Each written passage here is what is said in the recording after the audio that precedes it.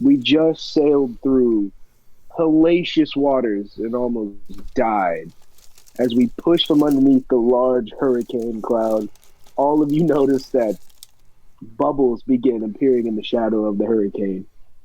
Their peering red eyes, like vampires of the night, stare at all of you as we sail away.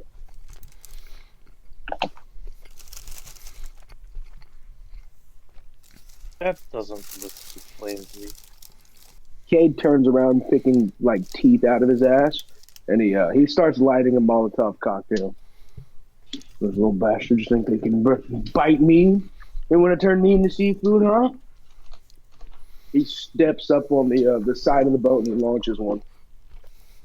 It doesn't really amount to anything though, because it goes out before it hits the water. Oh, that's pretty sad.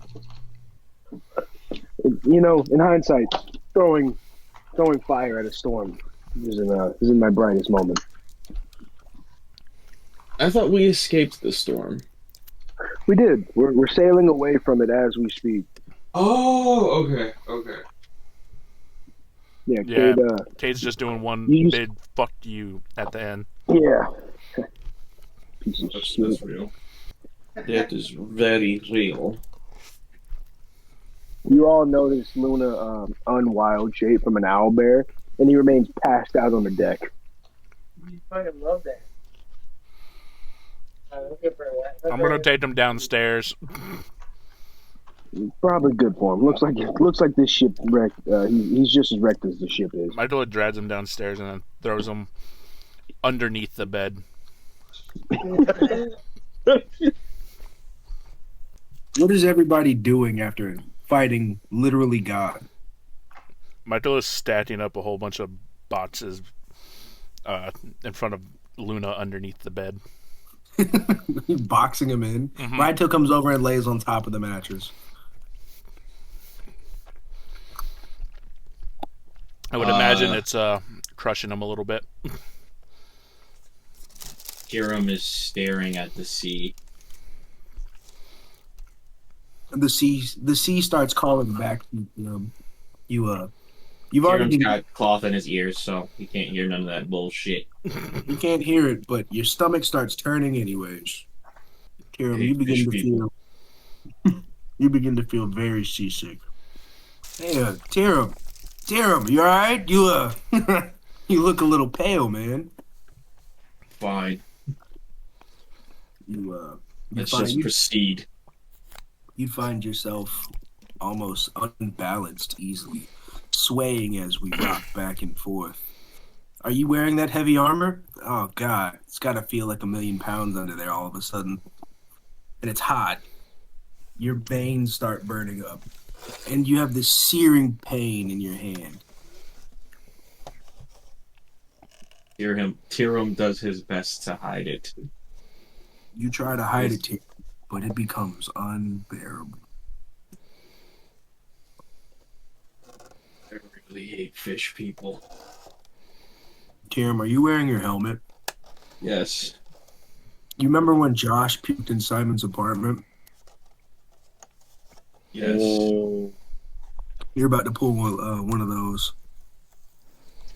Tyrum slides the face mask up. And hurls over the edge of the boat. You yak rainbow-colored barf, and your hand starts burning. But the pain in Listen, your the stomach... hand is burning.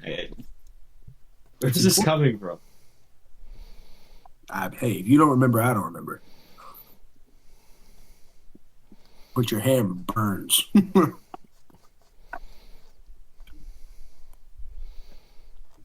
Are you saying my hand burns because of the warhammer? No, there's you I guess it'd be like a splinter, but it's where you got infected. Tyrum didn't get touched. Yeah, you did. Yeah, he did. Yeah, you did, bud. You got touched. You got touched a while ago, and it's starting to reel back in. Okay. So yeah, your hand has a searing pain in it. You wanna You want to roll me a little history, see if you can figure out where this pain is coming from? Sure. Hey, Ceras, can I have a marker?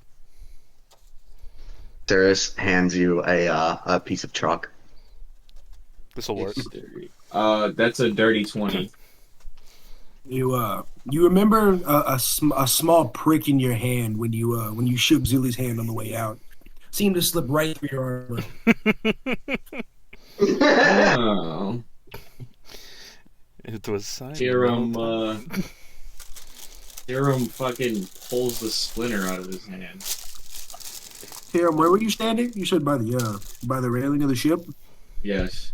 You begin to feel like violently nauseous, like could fall over at a moment's movement. What do you do? Tyrum sits down Where? on the floor by the rail of the boat. Use Tyrum the proper just- terminology. I don't fucking know what the term on the deck. On my Yeah, here we go. you little whore. Tyrum. You little bitch. Tyrum, as you flatten out on the deck, you feel like you're gonna throw up again. Tyrum does not flatten out. He sits down and rests his back along the guardrail of the ship. See, that's a much better description. And you feel like you're gonna throw up as you settle into that position. Fantastic. And before you can stand up, you gotta let it out. Okay. Also, all of you are watching Tyrum just start violently puking on the deck. Michaelo is drawing on Ceras is still Luna's face. working on bucket. Michaelo's doing Head what? to the kitchen to look for alcohol.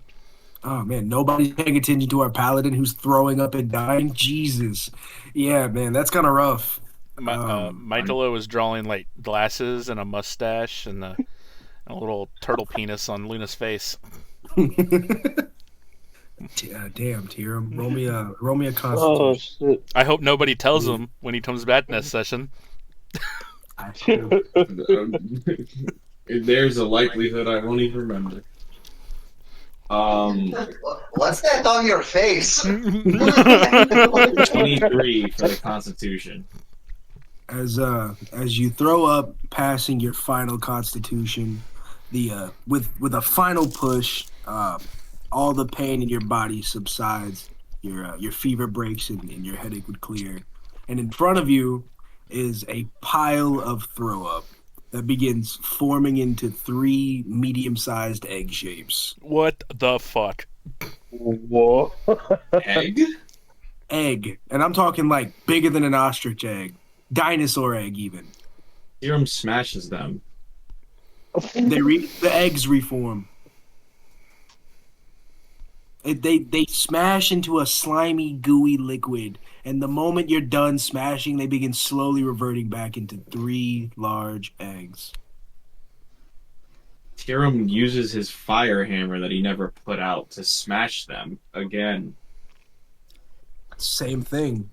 The slime goops up, but slowly reforms into the 3 eggs. Bitch, did you What fucking have you done? my character?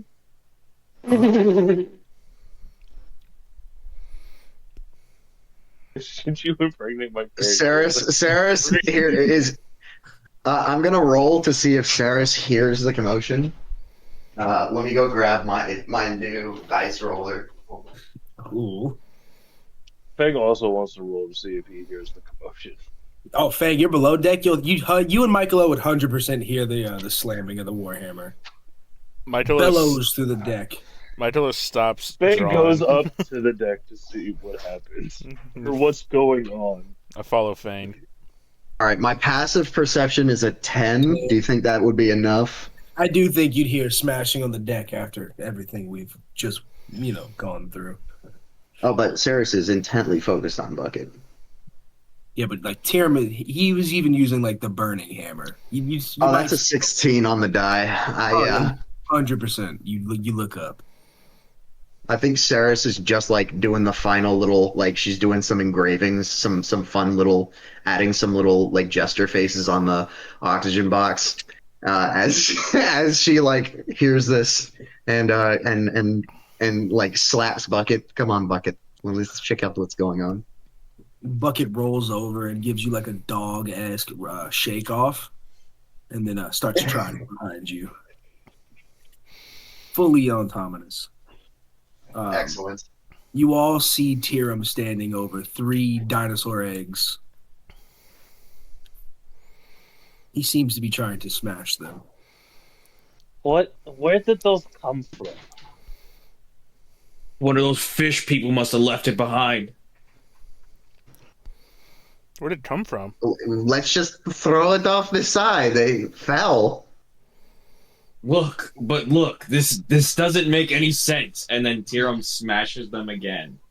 And with a splattering explosion, the goop goes everywhere. Even a little bit gets on Ceras' face. And you feel the slime, it slowly begins pulling back towards where Tyrum just smashed, and you all see the eggs reform. That's not normal. Okay, what the fuck is that? Ceras is gonna go ahead and do a history check to see if she would have ever heard of something like this. That is a 19 plus 11. That's 30. You've heard tales of people dealing with Zilly, falling prey to mysterious instances or very strange curses. People tend to lose their minds, but after crossing Zilly too badly. And Ceras, you would know this. Okay, so Sarah's okay. It makes sense. She wouldn't know exactly what this is, but she's gonna go. This smells of Zilly's tricks. Yeah, Tyrum looks down at the eggs. I'm gonna kill that fucking troll. Cade, we have a problem. Ceras is like running around the boat and knocking on fucking the hull. What? Cade like peeks over from behind the captain's wheel. What? Ceras What is signs. Tyrum threw up weird egg things and probably has something to do with Zilly. Fish people laid eggs on our boat? Just throw them overboard. What do you need me for? I think it might have something to do with Zilly. What do you mean? And at that moment, you all see the eggs crack. Oh no! The eggs kind of slime into 3 little chibi versions of Tyrum. We'll call them Tyrum Juniors. Oh, fuck! This isn't good. It's little Tyrums. Tyrum, smash them now. Tyrum fucking Tyrum fucking winds the warhammer up like it's a golf club and just completely swings at one of the reckless attack. As you do this, I like to think Michaelo's like peering in, like Gucci gooing one of them, you know? Yeah, absolutely. Oh, it's a little Tyrum. Aw, his little baby. Tyrum, the middle Tyrum Junior readies his shield and Roman. He has a fucking he's goop. He's your goop. So it's an organic shield. Yeah, because these slimy creatures begin solidifying into a 1-for-1 copy of Tyrum. Only difference is they're not. What are you? Medium? They're small. No, I'm a large creature. Yeah, they're small. These are tiny versions of you. Down to the they start solidifying into like almost kid versions of you. I'm just saying, how did these little fuckers get a shield if they literally just formed? Like, it cannot be a real wooden shield or a metal shield. It could be because they turned in from eggs to flesh. I'm just saying. Humans turn from eggs to flesh all the time. They don't. They don't convert to eggshell to flesh. Neither do ducks or chickens No, or clearly anything like whatever that? was inside the egg turned into a living creature, which is not outside the realm of possibility. It's been done a Right. billion times. All right. What I'm thinking happened, right, to explain it so that it makes sense. These slimes turned into like a clone of you, but they solidified it with all of your traits. So like all of your carried equipment, all of your traits, your strength modifiers, everything. They're one for one you as these slimes developed. It's magic goo that can turn into anything. Yeah, you've been cloned. Oh, You It's literally magic have a goo that cloned flaming you. warhammer, and you're asking about this. Yeah. Yeah, I am because I wouldn't have understood until Ron just explained it. I'm willing to accept Ron's explanation. Thank you. Glad we're on the same page because you are looking at 3 little versions of you, and they are all ready to fight. The one that Michaelo's Gucci gooing, he's gonna grab your finger. And I'm mid attack. You Or hit the Michaelo's finger. No, the one on there's 3 of them. You swung on the one in the middle, right? He was already in your shield. I swung on one of them. Yeah. Preferably all 3 of them. I'm they're swinging. small. I'm swinging. I think he was talking about my finger, though.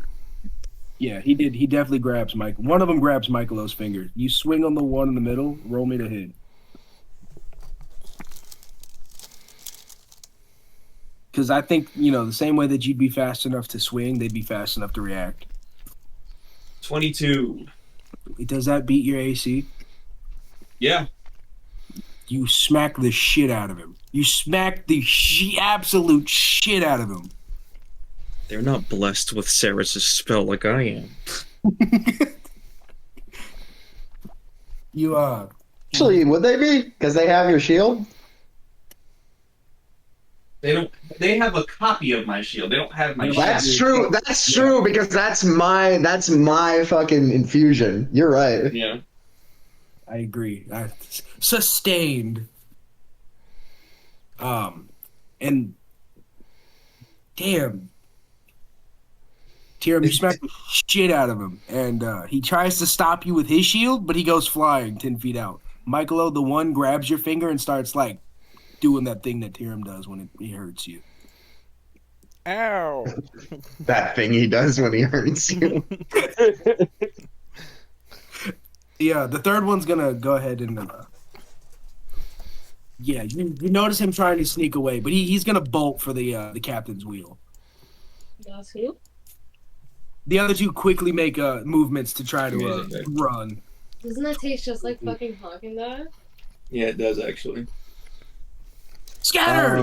She made vanilla ice cream. Split up. Fang is Scatter.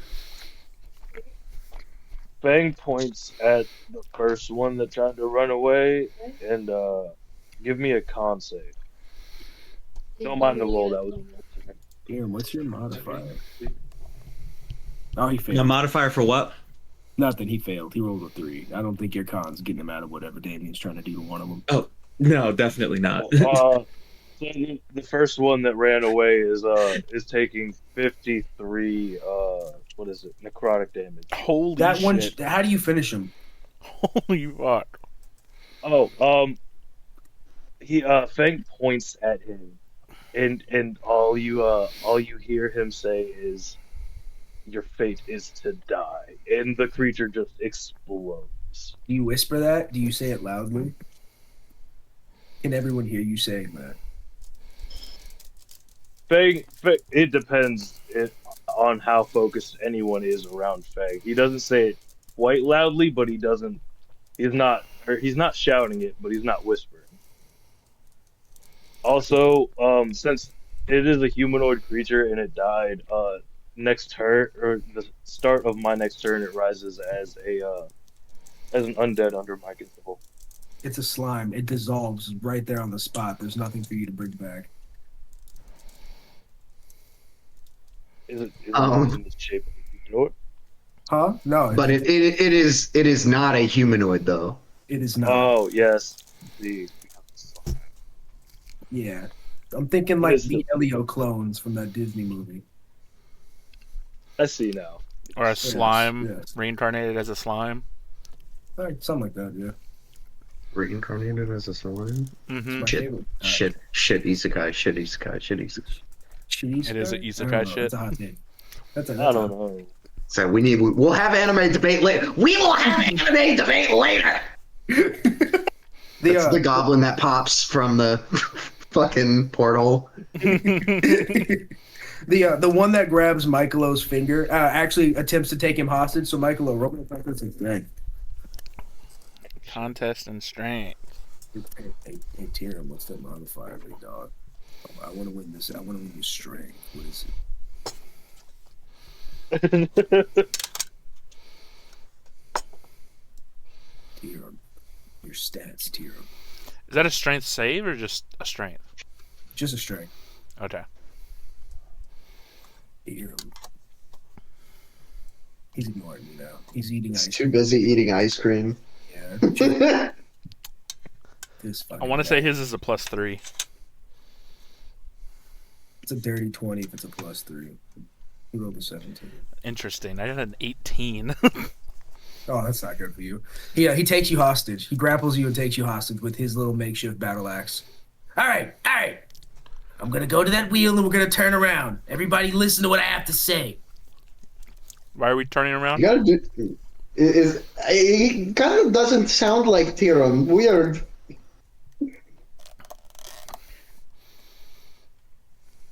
Why do you sound like a 40-year-old smoker?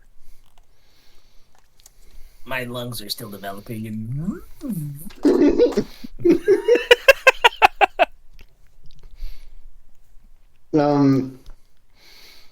Michael, you can tank that hit, can't you? Right?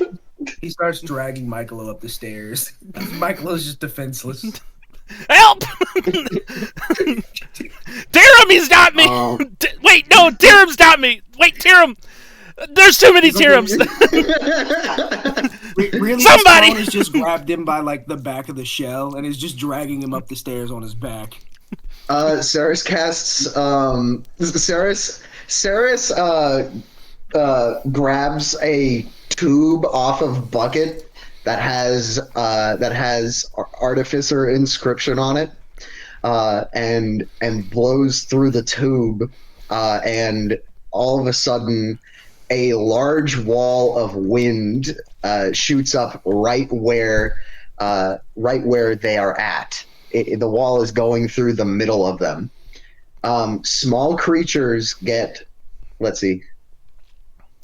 Each creature within its area must make a strength saving throw. A creature takes some damage.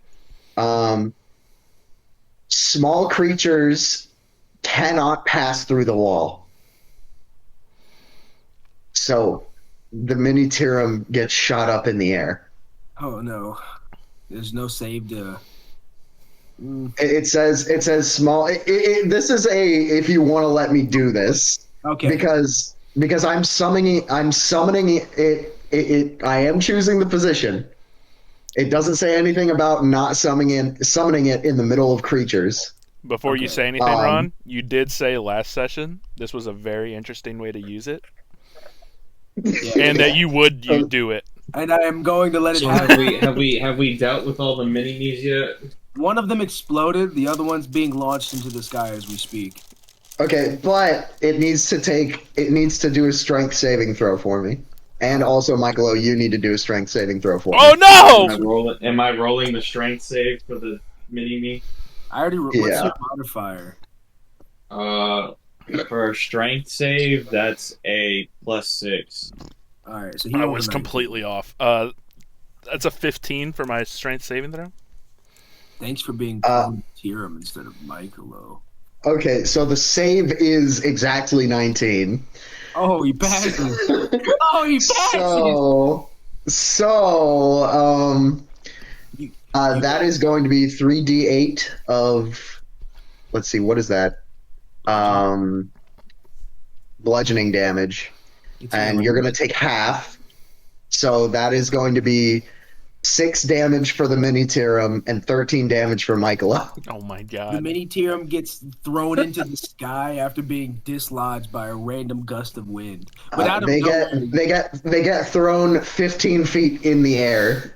You see him. That is the top of the wind wall. as he gets launched 15 feet up, you see him take a chain out of his pouch and tries to lasso his way back down. He's gonna try to grapple with him again. That was the craziest that was the smoothest nat 20 I've ever rolled in my life. It bounced up on the that was crazy. So you're saying I need a natural 20? Yeah, at least. I got this, guys. Watch this. Oh yeah, watch this. You want to bet on it? It was an 11. Michaelo, how do you try to stop the chain from lassoing you? I try to just grab it, like back, above my head, just grab it. You reach out for it, and the chain wraps around your forehead and in the back of your hand, and it ties your hand to the back of your head as he pulls himself back. Oh my god, Tyrum, why are you doing this?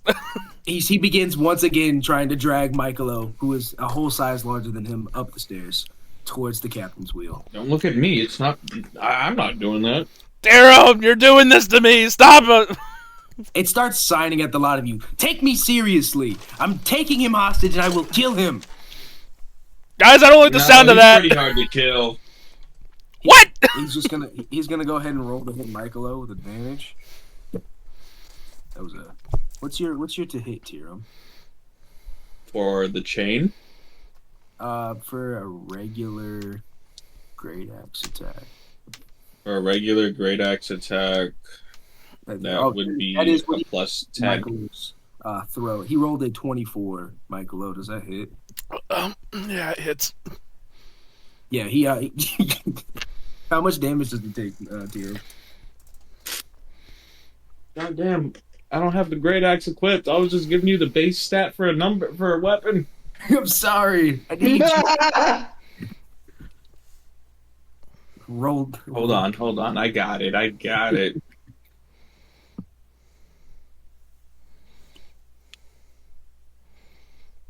Here. Temporarily add this. Fang, you think you see one of them slip downstairs in all the commotion? Immediately starts to follow. Fang, you come and you don't see him anywhere. The great axe is plus 10. Oh my god! Holy shit! You said what, Andy? You said I don't see him anywhere? You don't see him anywhere. Yeah.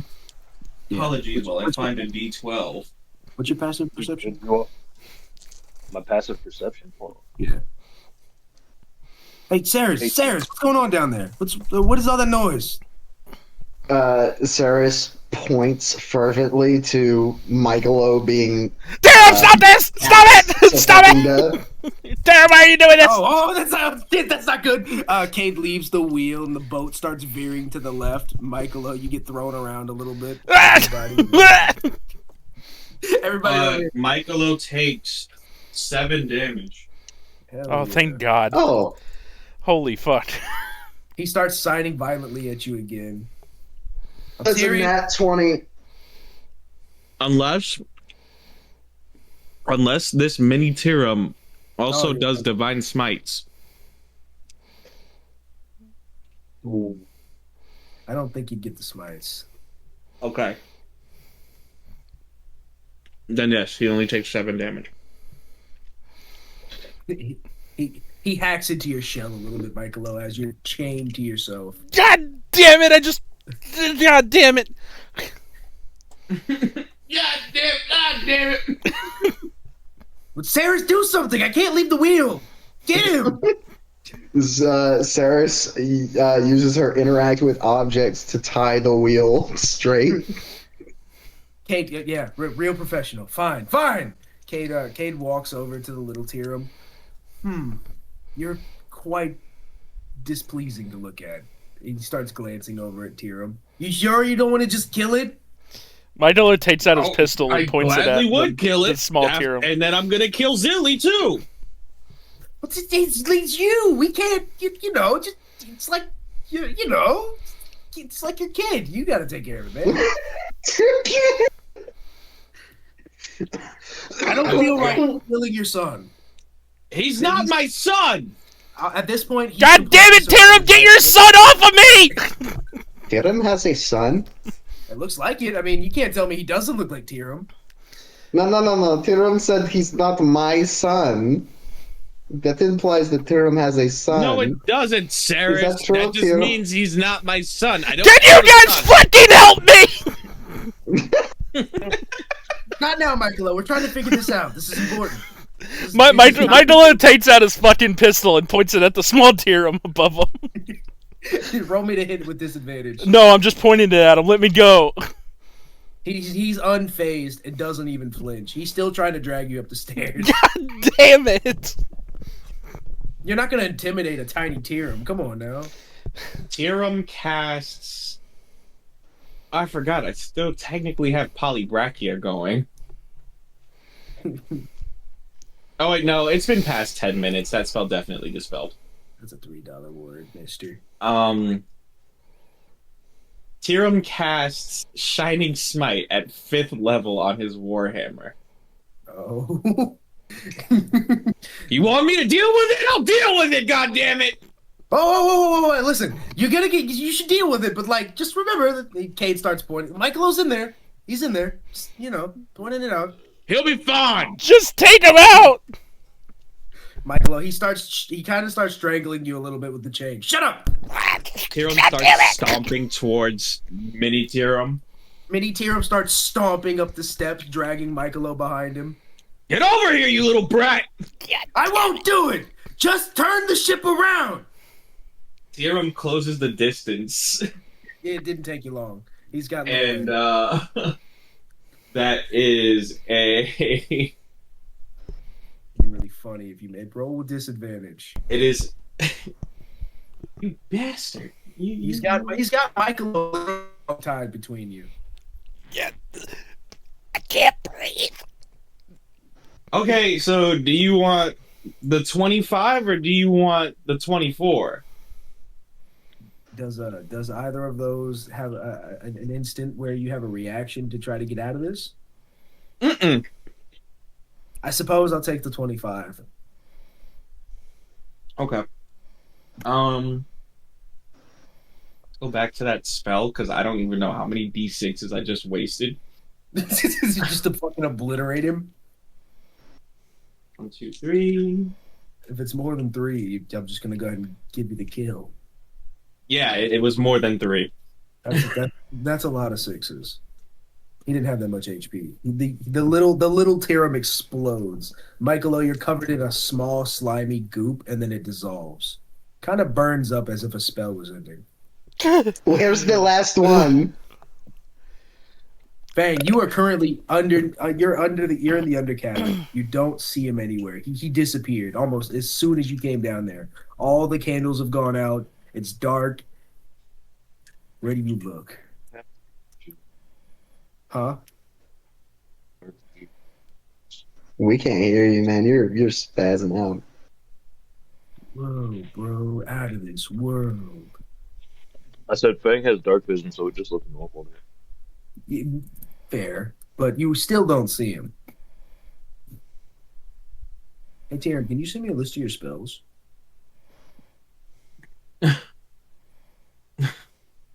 You're making me do a lot of work here. You're the one who failed all those constitutions. And everyone you failed was another Tyrum Jr. I failed 2 of them. I didn't fail all 3. I didn't tell you which ones you failed.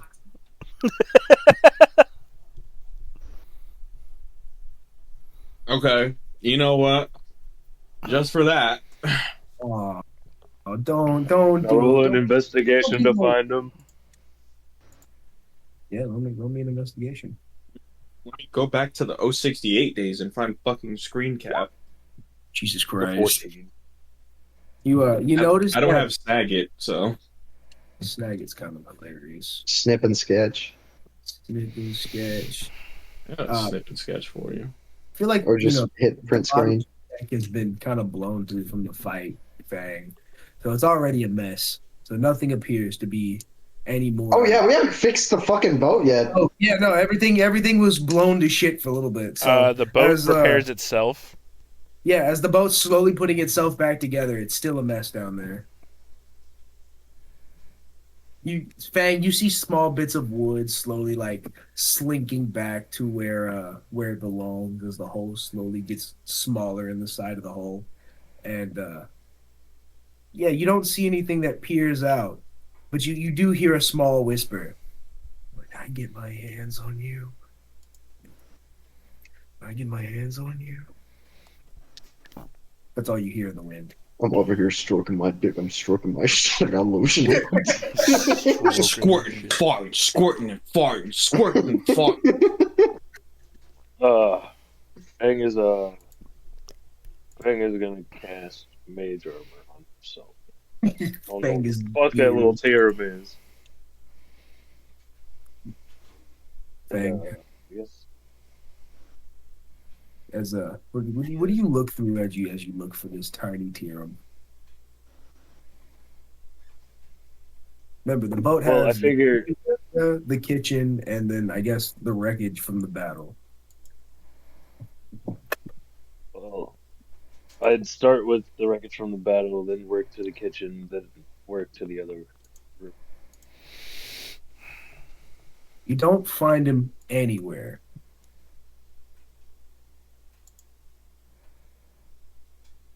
Where the fuck are you, you little fuck? What is the rest of the party doing as Fang desperately searches for the third Tyrum? Oh, Fang's gone. Where did Fang go? Is he below deck or something? Let's go. Kate just kind of shrugs and goes back to steering the ship. You know what? As long as I can get us to where we're going, I feel like it's up to you guys to deal with this. There you go, Ron. I'm uploading 5 fucking files to you. You have all of my stuff. Oh, shit. Jay, don't be like that, sweetheart. You should have sent him a picture of each individual spell. That would No, that would take way too much time and effort from me. Yeah. Ceras goes down the stairs, notices all the lights are off. There's no candles lit. Just scuttling around in the dark. Can Ceras sort of see where any of the candles are? Or is it like pitch black? No, you can definitely there's enough light coming from the hole in the ship that you can kind of see your way around. Ceras uses a what's it called? A firebolt to light candles. Yeah. Is anything revealed? Yes. You notice that Raito is actually awake and looks very pissed, but is curled up like, what is it, like when cats do that thing where they're scared of something, where they make that S shape, the hair's up on end, you know? Oh yeah, the hackles are up. Yeah, the hackles are up because Raito's hissing at you. Where is lighted? But he's hissing at right me? at you. Yeah, right at me. And you notice that Raito is hissing at Ceras too. Wait, which direction? Which, like, can I see precisely where I'm like, Ceras is like, what is Raito? Why are you hissing at me? And then she follows Raito's eyes. Are they directly at Ceras? Yes. Directly? Roll me a strength. Oh. No! What's going on? Ooh, that's not good for Ceras. He rolled a 19 on the dice. What's that? Athletic? Okay. Hold on. I'm expending a charge on my where is it? I don't know. Why is it Helm of Awareness, Mind Sharpener? Where the fuck is it? I've got like Armor of Strength or some shit like that. Where the fuck did it go? Hold on. Spells?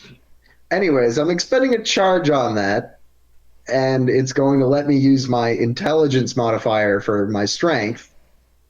Okay. Is that a strength save? No, just a strength. Contest of strength. Contest of strength. Okay, here we go. Oh no. No. That's a 8 plus 6. Yeah, Tiny Tyrum kicks you in the back of the knee, and like puts arm around neck, takes you hostage. You cat. Ceras is not saying anything. Go upstairs and tell everybody that I fell off the boat. Fang, he's pointing sword right at Ceres' temple. Or his great axe, my apologies. I'll do it. I'll kill her. Just tell him I'm not here. Fang walks up to the top deck. The tiny Tyrum fell off the ship. Ceres, as soon as Fang turns around and starts going towards the upper deck, he starts dragging you towards the hole, and he starts holding you over the side. Can Ceres attempt to jump overboard, or like he's precariously like threatening to throw me over the side, right? Yes. Okay, can Ceres force her way into the water? Sure. Michaelo, grabbing his breath, leans over the side of the boat. Michaelo, you just happen to notice that Ceres is being held over the side of the boat. All right, what do you does what? Roll me another. Do you want another athletics? Yeah. Another athletics? Okay. Or an acrobatics. Fang, Acrobatics. while the tiny Tyrum's distracted holding Ceres over the edge, Fang is going to far step right next to him, and he's going to cast Eldritch Blast at point blank into the tiny Tyrum. Oh. Ceres got an 18 on the acrobatics. Ceres, you dive overboard as fucking Fang blows Tiny Tyrum to shit, I'm assuming. Ceres takes the gun out and shoots it up into the air. Michaelo jumps over. over. Oh, that was a nat 20. Yeah, you blow him to shit. Michaelo starts walking on the water to go pick up Ceres. That's 3d10 plus 2. Ceres, the last thing you see after shooting your pistol is the Tiny Tyrum just Eldritch Blast into a mist. As the spell is clearing up. So the first blast did 16 damage, and the resulting 2 did 8 and 5. You killed him. How do you finish him? The Eldritch Blast. That's how you finished him. The first blast goes directly through his torso, and the last 2 go directly through his head, exploding it. Ceres, you kind of see some necrotic fireworks as Michaelo runs over to pick you up water. Michaelo holds out his hand. Ceres takes it, and with her other hand, she goes, "Thank you, Michael." Michaelo kind of throws you onto the back of his shell, and then just. I'm guessing the boat is still moving, so Michaelo starts running after the boat. Hurry up, Michaelo! You can make it. It's like a kid trying to get to the school bus. Wait for us! Ceres takes a peek before Ceres, like when she falls in, she takes a peek down below. Is there anything down there? No, nothing down there right now. Okay. Not that you see that passive. Right. Okay. Well, that was weird. That was really weird. Tyrum, why? You puked eggs. Very odd indeed. Very odd. Not any magic I'm familiar with. That seems a little grotesque, even for Zilly. That was something I've never seen before. I'm gonna slay that fucking troll.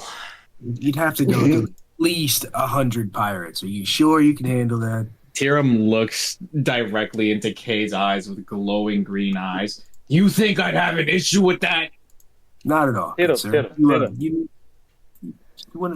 me learn that spell first, and then you can kill. We torture it out of him first. Let me learn what he did to you.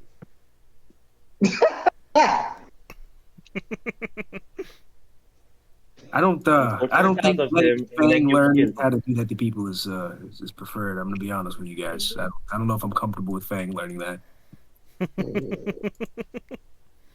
Kade starts shaking his head. Nope, I don't like that idea at all. You stay out of his dog. This is not up to you. Child, you don't need to be making people throw up eggs. I'm not the child first. Second, I still need to learn this hyena magic from you. I'm not done with you yet. You wait your turn. Since when did you get so sassy, Fang? You need a drink to calm you down. Go down. He's having his withdrawals. Poor You kid. know what? I think that's a good idea. I'm going to go look for another drink. There's nothing down there. It's all been smashed up. You find nothing but smashed bottles of old wine, rum, and ale. All you guys can hear from the kitchen is just Fang throwing shit because he can't find any more alcohol. Fucking Christ! Why is there no more rum? You better not put a hole in the ship. I see what you did there. Did Tyrum just tell a joke? Also, we can't ever let him get that kind of magic. I agree. Agreed. We all shake heads and nod. Yep. Uh-huh. As we sail further and further away from the storm, you all come to notice something. It appears as if the end of the world is right in front of you, and it's as if you were looking into a mirror. Little did you know, as we were, being terrorized by Tyrum Juniors, but a sort of light fog rolled in. The water became clear, and it's almost like you can't tell the difference between where the sea and the sky are. But the boat slowly starts sailing into what appears to be a large mirror. Back up to the deck. What is this? You're about to see something that far too few people ever get to witness. And as the tip of the ship pierces the glass, it's almost as if the sky shatters into a new dimension. And from behind the barrier, you all see a large waterfall. I mean, continental-sized waterfall. As if a bottom half of Evernord was broken off in a violent fury and tipped out of the water, out of the ocean. The waterfalls run hundreds of feet into the sky. And that... Can we get a single break? Oh, this is the easy part, Tyrum. Kade kicks over anchor at the bottom of these falls. Who has a passive higher than 17? Other than Luna? Fang does.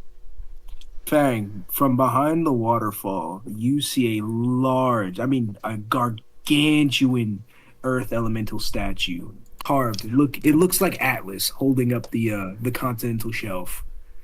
It seems to be wrapped in large steel chains, and it looks like it's pumping out a really large amount of smoke from its core. That thing doesn't exactly look quite friendly. Don't pay it any mind. That thing's like a deity to these people. He holds their continent up and keeps the Oni Isle safe. But I wouldn't go anywhere near that kid. So wait, are we approaching Oni Island? Yeah. Kade looks up and he points at the top of the waterfall. That's our destination. Once we get up there, we'll be on the actual in the Isles. Tyrum extinguishes his fire hammer. How do we get up that? Kade looks at you. He boops you on the nose. Hyena magic. Michaelo's just staring at Oni Island. But really, you're just looking at a large... slowly pull out a book and a pen. Looking at Kade very intently. Before I go any further into the hyena magic, I want you guys to take a second and reflect with me.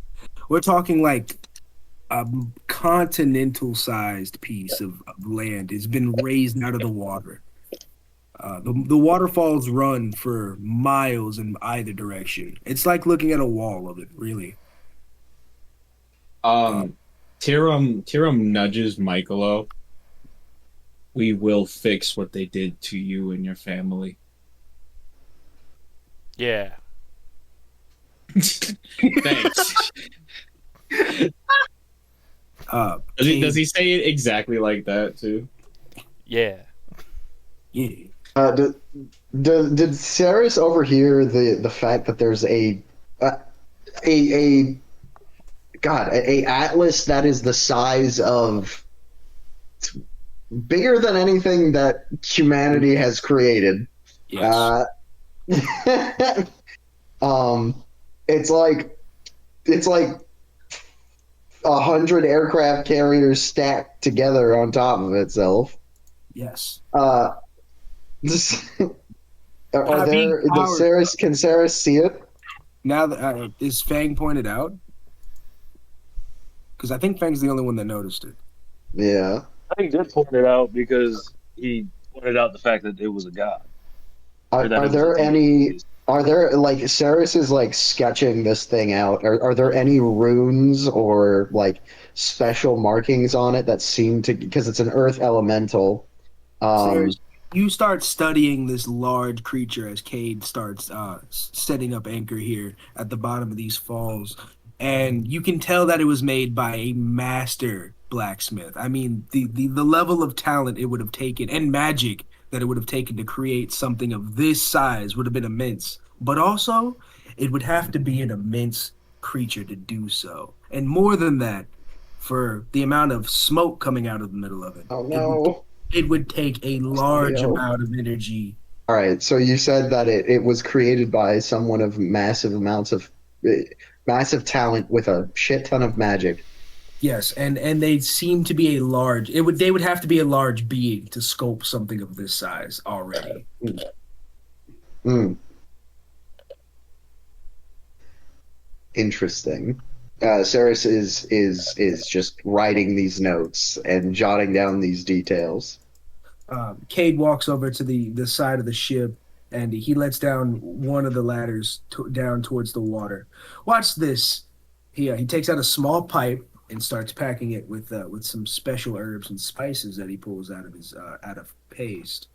And he does a little swirly thing in his pipe, and then he sits down crisscross applesauce on the water, almost as if he's meditating.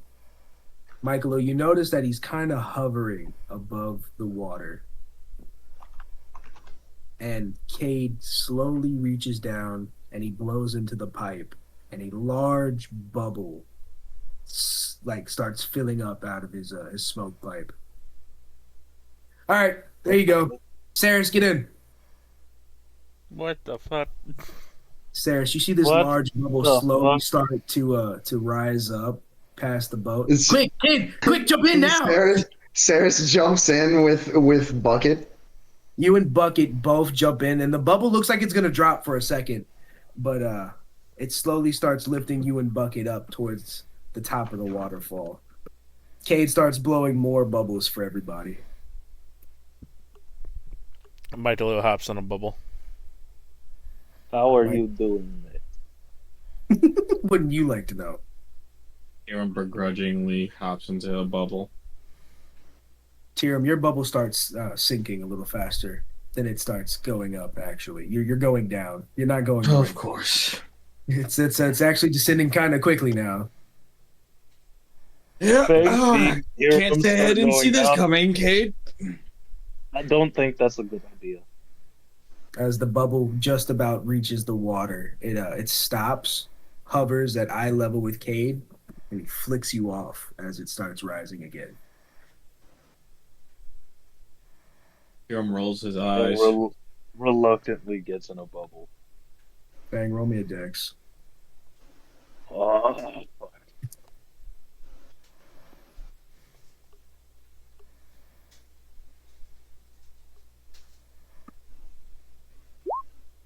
That was a nat one. Oh, Fang, you missed the bubble. You see the bubble jerk just a little bit to the left, but it's enough for you to completely miss. You are now plummeting towards the water. It's about a 10-foot Fang drop. immediately casts fly on himself. Yeah, fuck your bubble. Cade then steps in the bubble that you did not take and begins lifting up with the rest of you. Fang just flies up there with the rest of you. Yeah, fuck your bubble. After a nice, relaxing float towards the top, because it takes like 20 minutes for us to actually float to the top of these waterfalls. These things are massive. As you come How up long does to fly the top, last? this isn't fly. I mean, yeah, actually, yeah.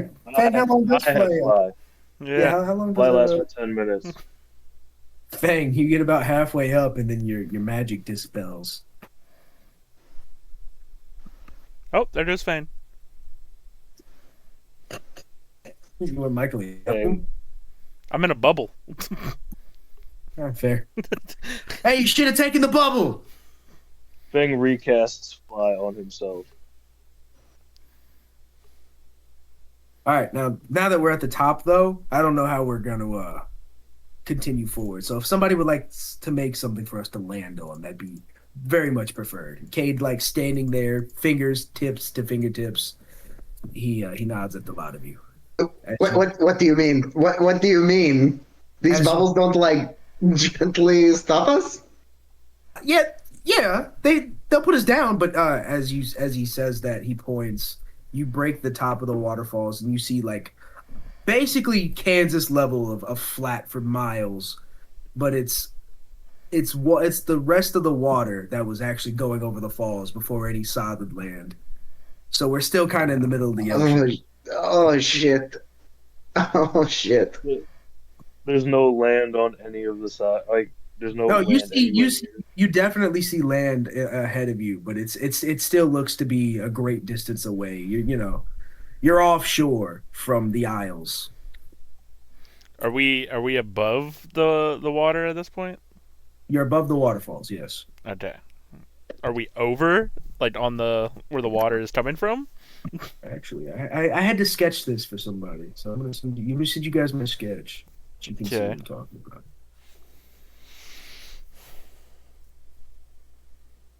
I've been sketching, guys. I'll be back into it. Turn it sideways, though. Yeah.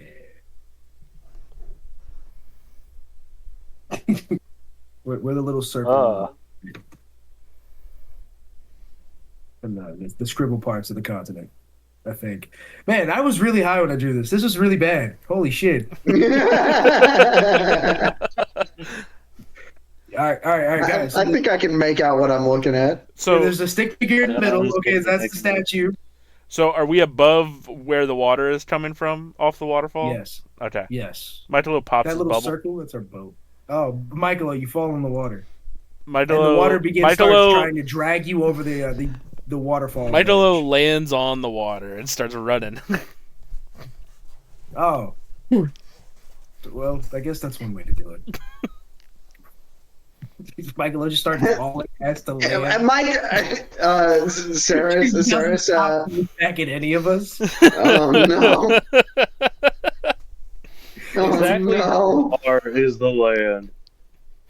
I wasn't planning on leaving you, but now I kind of like just leaving you guys. Michaelo's too excited to pay attention to how the rest of us. Yeah, Michaelo's too excited. He's going towards the Coliseum. He's gonna find it eventually. 20 miles out. Yeah. Water depth exceeds 600 meters, but we're about 20 to 30 miles off of any landmass. But like I said, this is completely flat. So for perspective's view, you could probably see the capital from where we're standing. It would look like 3 bridges of land with a coastal port town closest to us, a river separating that in the middle town, and then a river separating that in the capital.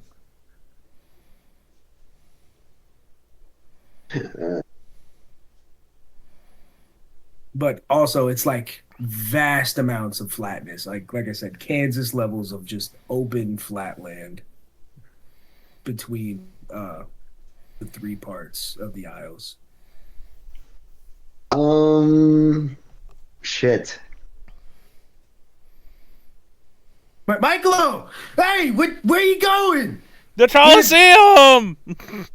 That's in the capital! It's gonna take you like 3 days to get there! And what about us? Michaelo stops. He looks back. Cade's tapping his foot in his bubble, arms crossed. What kid? You guys walk on water? No, we can't walk on water. Do any of us look like we can walk on water? Okay. Ceras, DM, let me know if this is feasible. Don't Ceras have something for you guys? Ceras uses web to create a web sail and attach the bubbles to each other. I'll say you make the sail, but where do you get the propulsion from? The wind. It's not enough wind up there. It's like You're telling me that we're next to a waterfall and there's no wind? Would there be a lot of wind near a waterfall? Yeah, it's pretty breezy. They're pretty breezy. I think so. I'm like 99% sure. Okay, better question. Does the wind take you towards the waterfall or away from the waterfall? That's a better question. I'd imagine with water like suddenly rushing in a direction, if wind was going to pull you a specific way, it'd be down, right? Wind is heavily affected by waterfalls. Wind often drastically affects the behavior of the water itself. Waterfalls create their own local wind systems, while strong winds create a phenomenon called a reverse waterfall. Self-generated wind in a downdraft, as water falls, it drags air down with it, creating a constant downward wind or breeze at the base of the waterfall. In coastal or mountainous areas, strong winds, sometimes exceeding, can strike the cliff face. In this case, yeah, it would probably drag down. You stick all of our bubbles together, and your net instantly. No! Come on, Ceras, throw down a rope. Ceras, throw down a rope. Michaelo, you see everybody get violently swept away with a little more speed now. Talking like 25 miles. Throw a rope. Shoot a rope. We start being. And Ceras cuts off the sail and lets the web drop down to the surface. Michaelo grabs it. Oh, all right. You've got balloons, Michaelo, and we're in them. Michaelo starts skipping on the way to the land. Kade sits down. I think we need about 50 strength checks to go. Yeah. Michaelo, roll me a strength to see if you can walk your balloon away from the waterfall with 1, 2. That's a natural 20. People. Oh, you do it effortlessly. Oh! That is a natural 20. Also, Fang, your fly would have worn off as soon as you got to the top. So what are you gonna do?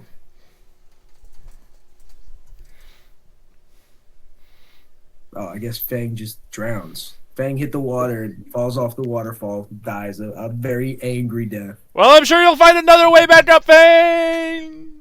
Yeah, Fang, you all see Fang float up right over the horizon as if he's got this great moment of victory.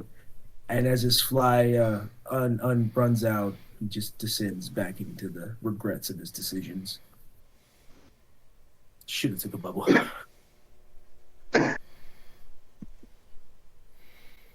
All right, well, I guess whenever Luna wakes up, he'll see what happened to Fang. So I'm sure that'll be fun. Yeah, Luna's still asleep on the boat.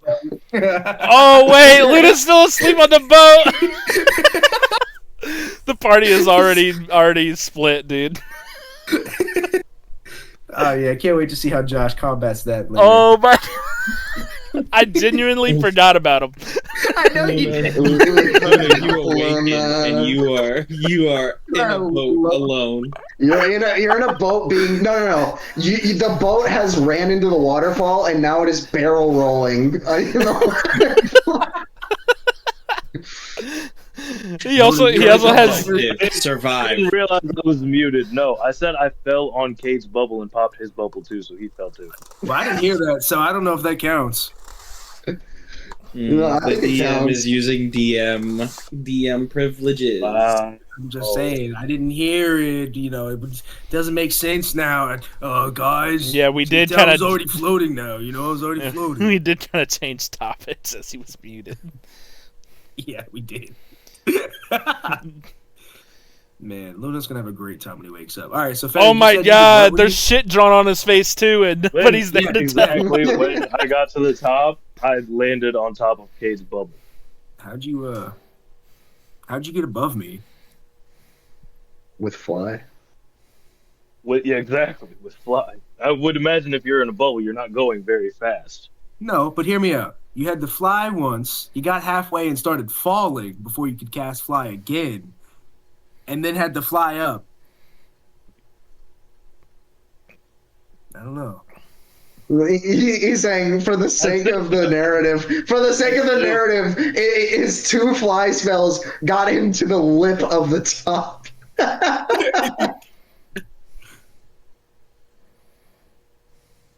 Nah. All right. Well, damn. So you pop Cade's bubble, you piece of shit! And Fang and Cade begin descending down the waterfall. Michaelo, you have Tyrum and Ceras with you. Hey, Tyrum, suppose- Ceras, do you want to just like go to land? I'm sure they'll be all right. They got hyena magic. Ceras signs. I can stop their falls so they won't die. I should probably go down and help them.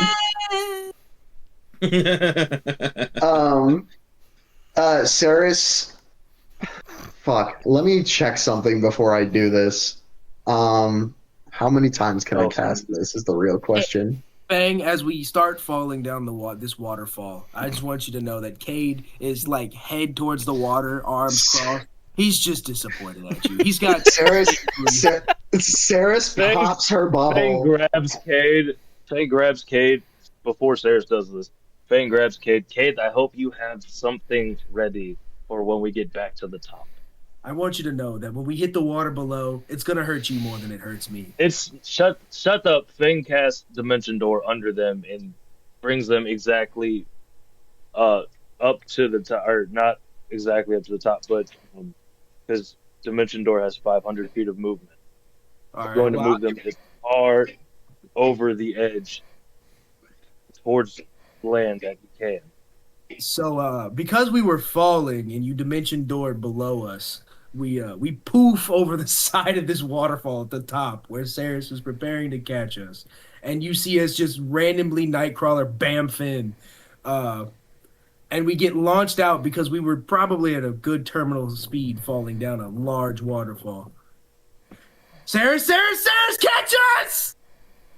Ceres looks at you as you're flying at terminal velocity and shrugs at you. Shit. Ceres, I swear to God! And then you hear Cade hit the water. He just sees shit. and there's bubbles. He doesn't. Fang, what do? You hit the water with Fang or with Cade?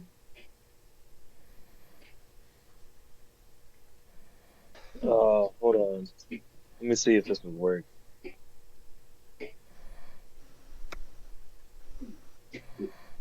Can Ceres drop a rope through her bubble, or is it gonna pop? I don't know. Roll me a little investigation. That's a plus 11. That's a 18.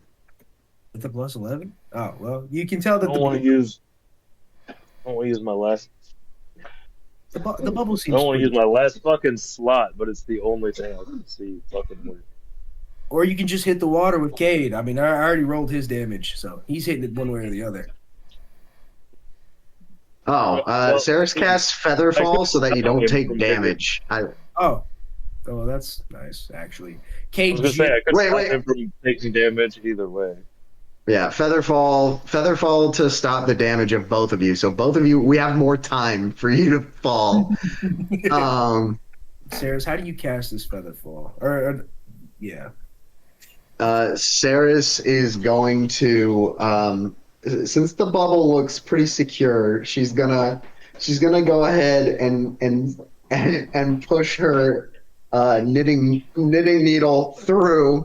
The runes light up on it as she feeds it a feather, and it like shoots a big like explosion of feathers 60 feet to cover you.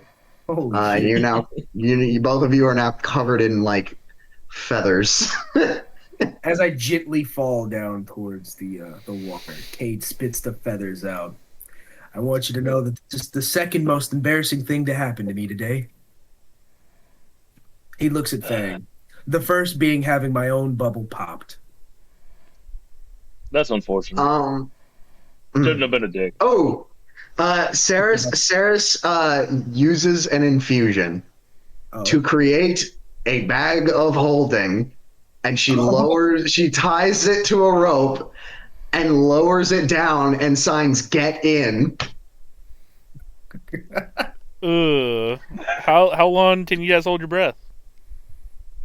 Not long enough, I suppose. Kade gets in. Let's see. Creatures inside the bag can survive up to a number of minutes equal to 10 divided by the number of creatures. So you guys can survive for 9 minutes in there. Oh, we got 9 minutes. That's We got plenty of 9 time minutes. Okay. for Michaelo to get us to shore. Also, I imagine like Tyrum's is just meditating in his bubble at this point. He's so done with everything. I've imagined him arms crossed, like tapping his foot. Yeah. There. How hard are you tapping that foot there? Yeah. Not hard enough to break the bubble. Tyrum's not that stupid. No, because then he'd be like then he'd be like our warlock. Yeah. Yeah. Or a druid. You know, if Luna was here, Luna could just turn into a giant eagle and like fly us or something. Yeah. Too bad Turn he's into a stuck on the ship. Actually, you know what? You know Cuts what? out to the ship like Fang- barrel rolling. Luna's just tucked under the Fang- bed. I did secure him pretty nicely, though. Yeah, he's on a carnival ride right now. He's gonna wake up with a hell of a fucking confusion.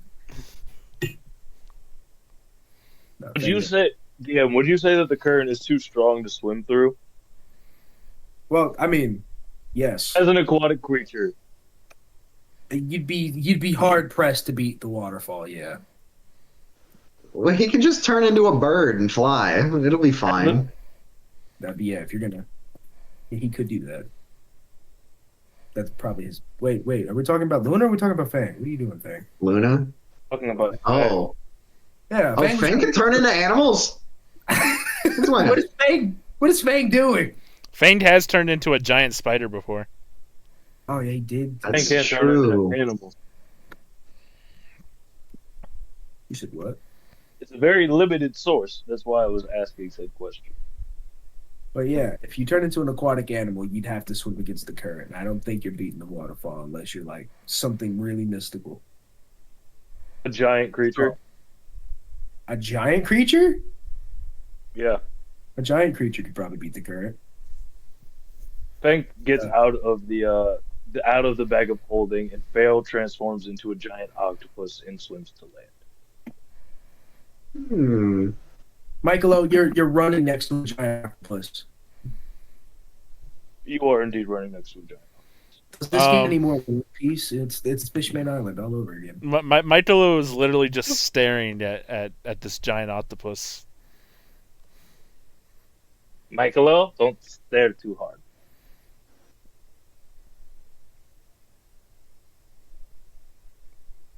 Can he say that? I can still cast spells. I can speak and cast spells in my animal form. What the fuck? An octopus just talked to me? That's crazy. Tyrum, did you see that shit? That's crazy. It's Fang. It is thing. I'm not sure where you thought the giant octopus would have come from. How long is it gonna take us to get the land? We're about 20 miles off. How many feet are in a mile? 5,250. Look at that. Yeah, it'd probably take you a little bit to run all the way to shore. I'm just gonna. You think Cade can just stick his head out of the bag of holding? I was about to say, did he just like stick his head out of the bag of It holding? was just him. He jumps out every now and then to restock the air. Like he jumps out and the bubbles start sinking, and so he gets back in. Yeah. Yeah. And every time he gets back in, it looks like he's pulling his pants up, but really he's dropping into the bag of holding. He's into the bag of holding. And every time he looks at you seriously, he's like, I don't understand. I know I'm the bigger creature, but this is demeaning. As he falls in the bag of holding. Ceras smiles knowingly. a little bit victoriously. The next time Kane pops out, he just looks at you. You're lucky I don't have more spells. Slowly gets back into the bag of holding. 1 hour later. Michaelo, you've been running for an hour straight, full sprint for 20 miles, and you and this giant squid finally make it to a beach. As soon as we get to the beach. I'm standing there being... Oh my god. Guys, we forgot something. I didn't want to say before we got here. Luna's not here.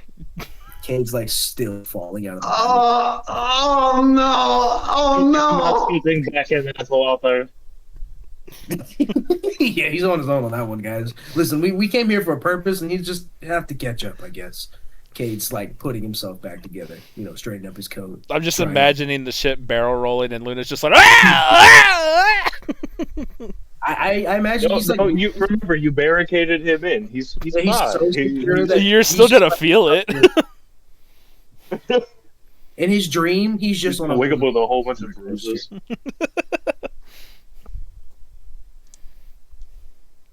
I'm sure he'll be fine. He's a big boy. He looked like he needed a nap. You might crash out after this one. This is like really bad Luna luck. Yeah. This is like real bad. Nobody tell him before the next session either. Yeah, I was gonna say at the start of the next session, nobody say shit about what they remember. We're just gonna have him do his own intro. Agreed. Oh man, that's gonna be so great. I can't wait. Luna, you hear the sound of a chain ringing. The anchor is wrapped around the boat as you're turning. It's gonna be great. Starting him off in peril. This is what he gets for sleeping on the D&D session, literally. Literally. Deserved. Nah, but and so the party makes it to the first part of the Isles. Like I said, flat for miles, but it's an abundance of farmland. As you begin walking away from the coastal edge, you all realize that this really was once a piece of the continent of Evernord. Something catastrophic knocked it out of place. And you can all tell that by the way that this continent sinks up out of the ocean, giving these few pieces of exposed land the appearance of being islands.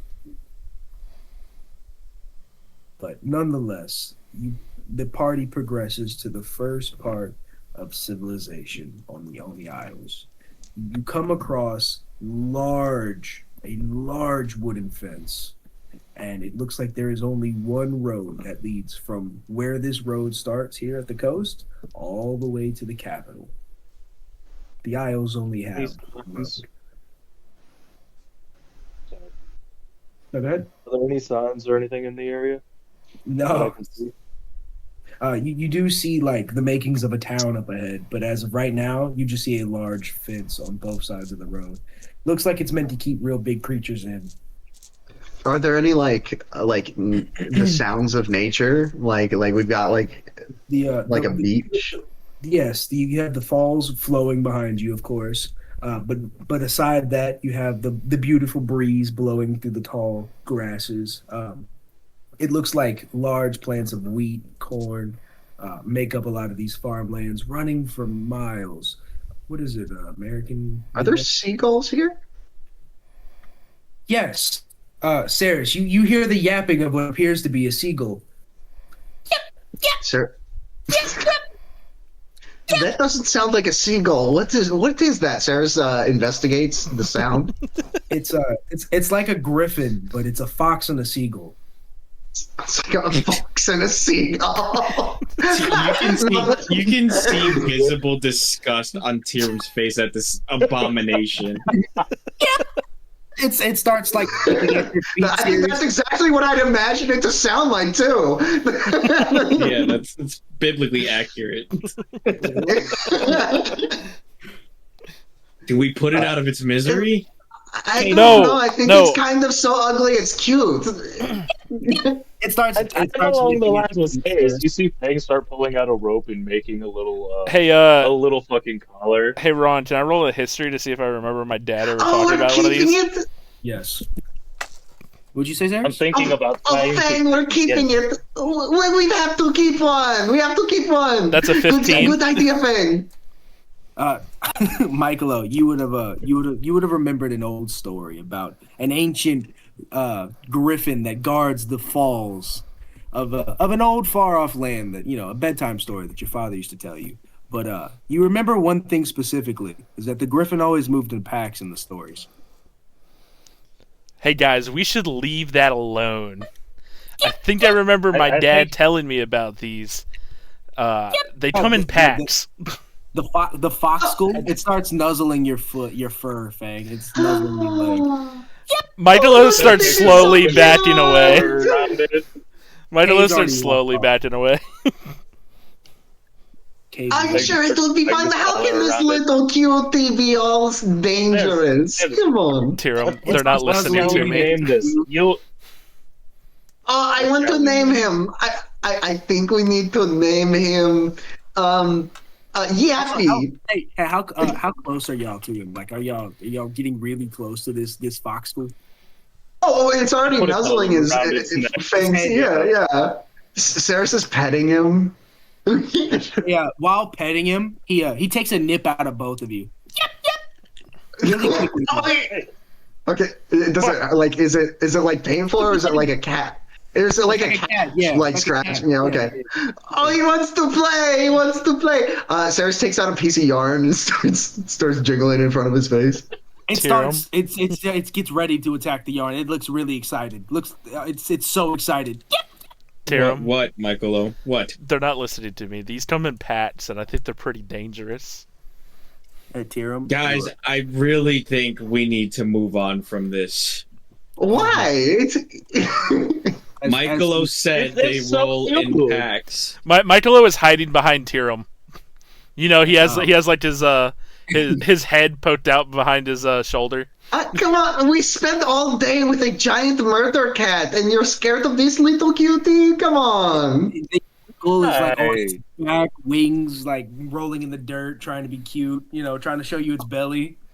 Oh, Fang his bed down and started scratching its chest. And this.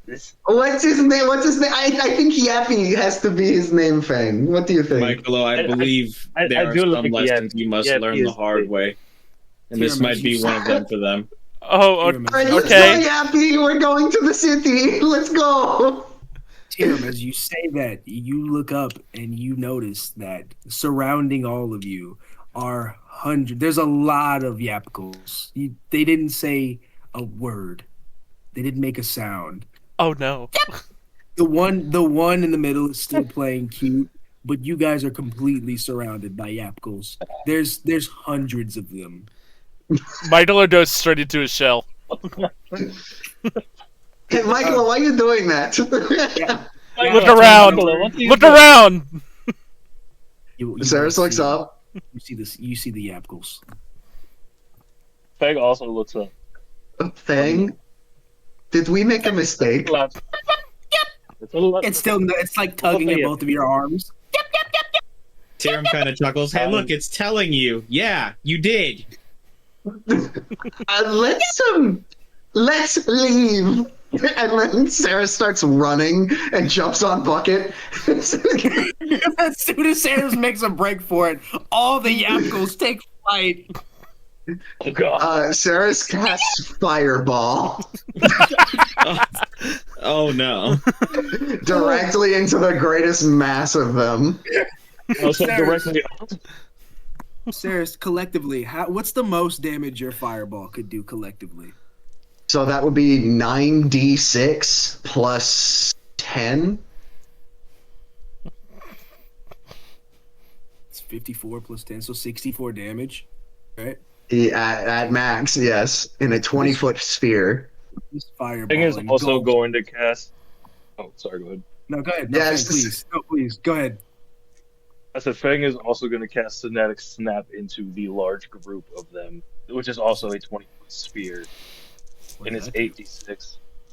8d6 of psychic damage, and it's an intelligence save of 15. You two tell me how this looks. So Ceras hops on Bucket and like knocks on him twice as he is running. His fire cannon, his flamethrower cannon deploys.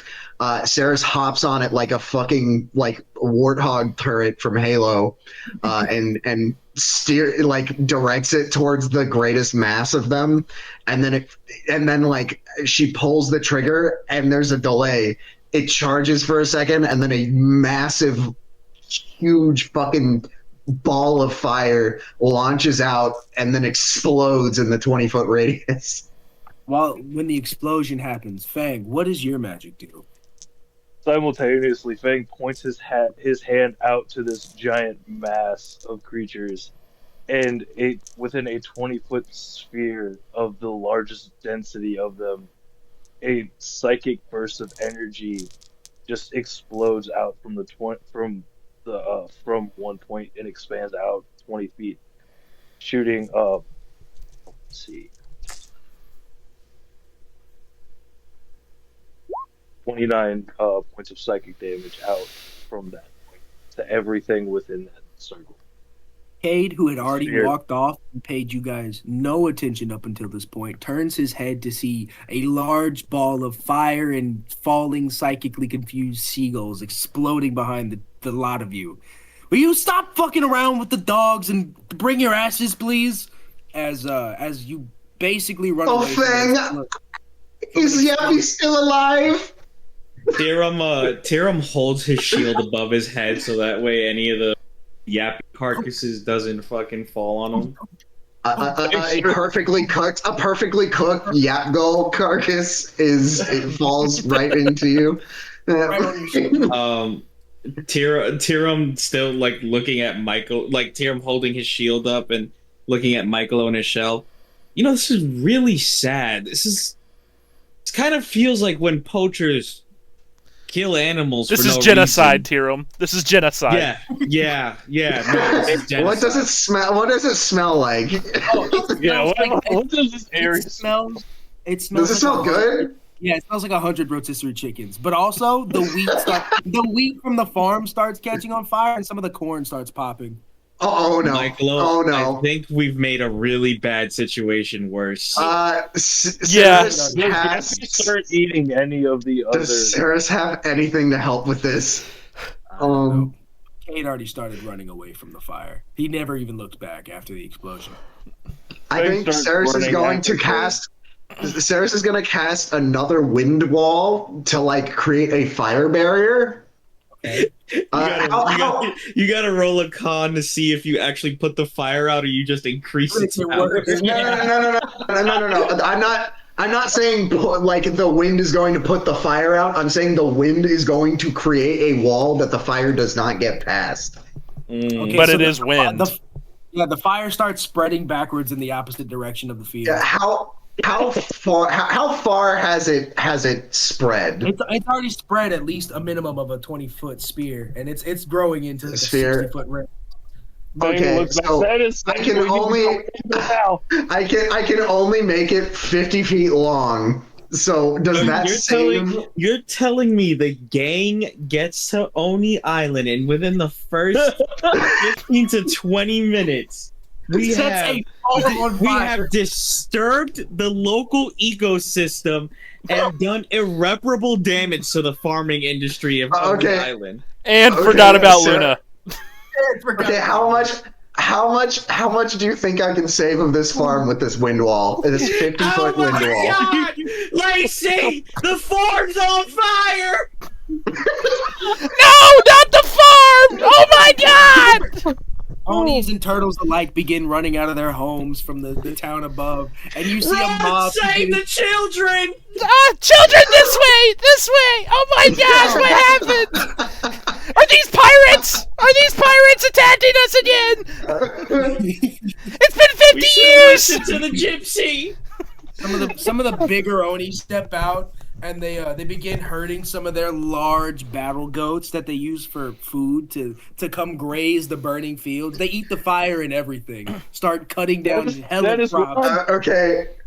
Ceres takes out 500 gold, puts it in a bag, and throws it to the nearest villager. You see the a nearest turtle farmer. on his knees. This was my grandfather's farm. Even worse. This is all we had. Yeah, Ceres throws it at him. Ceres, you throw the money, but he looks at you with the most disgust. Your gold doesn't mean anything here. He just starts. Ceres runs back. Ceres runs back and picks back the gold. No, I'm just kidding. One of the villagers grabs you. Hey, did you start this fire? Did you do this to our farm? Ceres starts signing at him. Does he understand? No, he has no. What are you flailing your fingers at me like that for, miss? Is that gang signs? Is that gang signs? Are you one of those clubs? Ceres literally shoves a bag of 500 gold in his face. This Oni picks you up off the ground because he is a large creature. He picks you straight up off the ground by your wrist. Can Fang see this Oni? Yes, absolutely. Ceres? Hey, I got her! The one that started the fire on old Yemen Jenkins' farm! I got her! Fang is going to cast what is it? Mob begins. Eldritch Blast at the Oni's knee. What? Cast what? I cast Eldritch Blast at the Oni's knee to not do lethal damage, so he drops Ceres. How much damage does that do? Well, it depends on how many I hit him with. I'm only aiming one. You hit him. Yeah, you hit him. Yeah. How much damage does it do? So, He's a fucking farmer. You smell that, it Simon? did damage to his knee, but non-lethal damage. No. That non-lethal Eldritch Blast that did 8 damage blows his legs completely from underneath of him. He's just. Hey, what the hell? He had Ceres. We have to go. Ceres, you're free. You see, as you plop to the ground and his grasp lets you go, you see this farmer spitting up blood. This old turtle or Oni farmer starts spitting up blood. My father, these lands, and then Tyrum runs to the farmer and holds it and holds it. A mob begins going around. Tyrum, can you cast Cure Wounds? Tyrum tries to cast Cure Wounds at a 3rd level. Ceres hits him with a Spare the Dying. You guys managed. What does this look like? Both of you cast your spells. So Ceres shoves her knitting needle in his forehead. As you both get to work, the crowd forming around you. If you don't save his life, it'll be the end. These what does somatic mean again? That means you have to speak. No, you have to use your hands for hand signs. You have to Naruto it. You have to jutsu it. Tyrum starts he starts fucking twisting his fingers to make the Cure Wound sign, and then he touches the old man's chest. You notice that the holy light begins engulfing this Oni who's in half, and his nubs stop bleeding down there where his knees used to be. Praise to Kydros, we were able to save you. He's unconscious. A single tear rolls down his face. Oh my god! Tyrum looks up at Fang. We don't harm innocent people. And as you He say this, had a teammate. he had a teammate. Where did you say that, Tyrum? Hey, you guys can have him if you guys want. The Oni guards surround a lot of you. All of you are coming with us. Michaelo wants to cast a stealth and blend into the other turtles. Okay, Roman stealth. Also, Kate is already long gone. BT dubs. Fang is also going to try to stealth away. Fang, you're in the middle of this I wasn't mob. around them. I wasn't around the mob. Had started running back. He was shooting an Eldritch Blast from 60 meters away. So wait, how are you talking to Tyrum, who's over the Yeah. dead body, over the body, if you're running away? Oh yeah. Also, Tyrum, right? Yes, I wasn't You didn't looking stop at me to say Tyrum didn't make eye contact because I said I looked directly at Fang. That's a 25 on the stealth run. Oh yeah, Michael. Nobody even really put it together that you were part of these losers. Oh hell yeah, dude! I'm just a turtle. You're just a turtle. This is every day. This is quite the commotion for you, but for them, yeah, no. These Michaelo yells from the back, "Get the cat!" All of the Onis with glowing red eyes look up. These farmers are natural athletes. Fang, how far do you think you can go in about 2 minutes? How far can I get away in about 2 minutes? Yeah. Do you have another dimension door?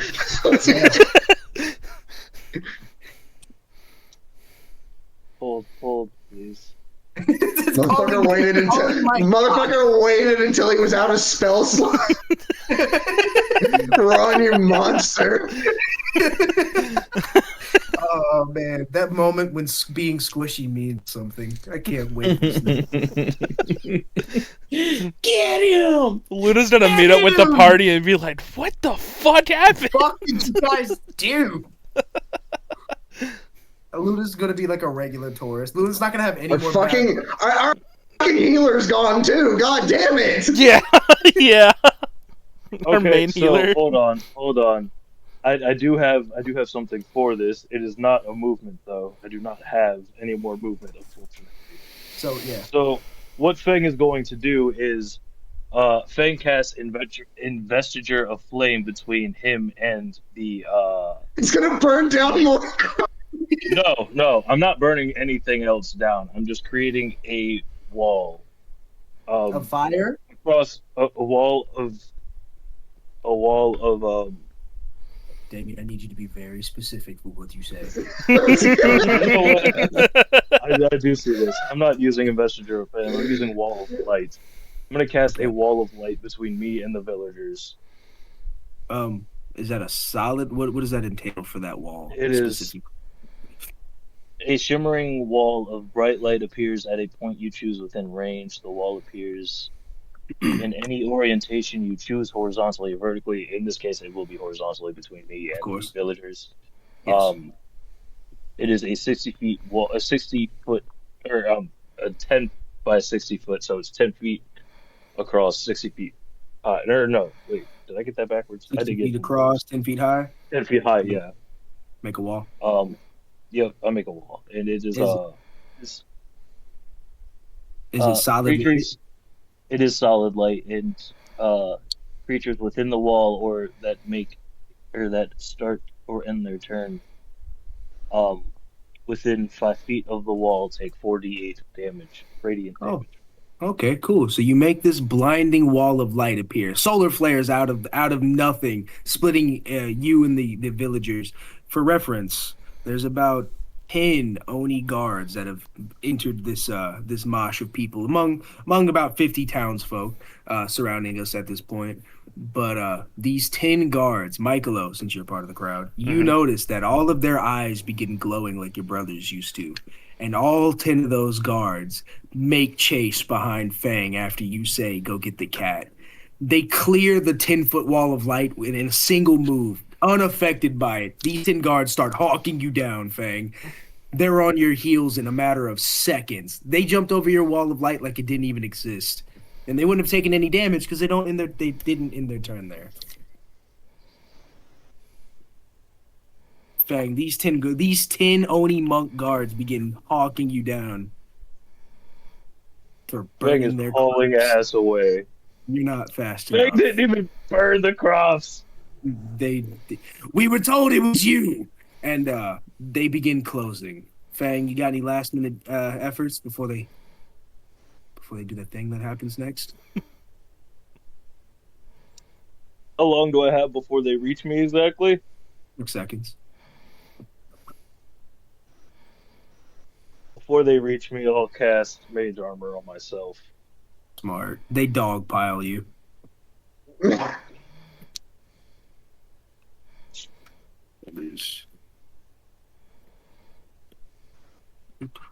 Wait, hold on. Let me read this. Give me a moment. Read fast because I'm rolling to hit. I need a dex saving throw from all 3 of them. There's 10 guards.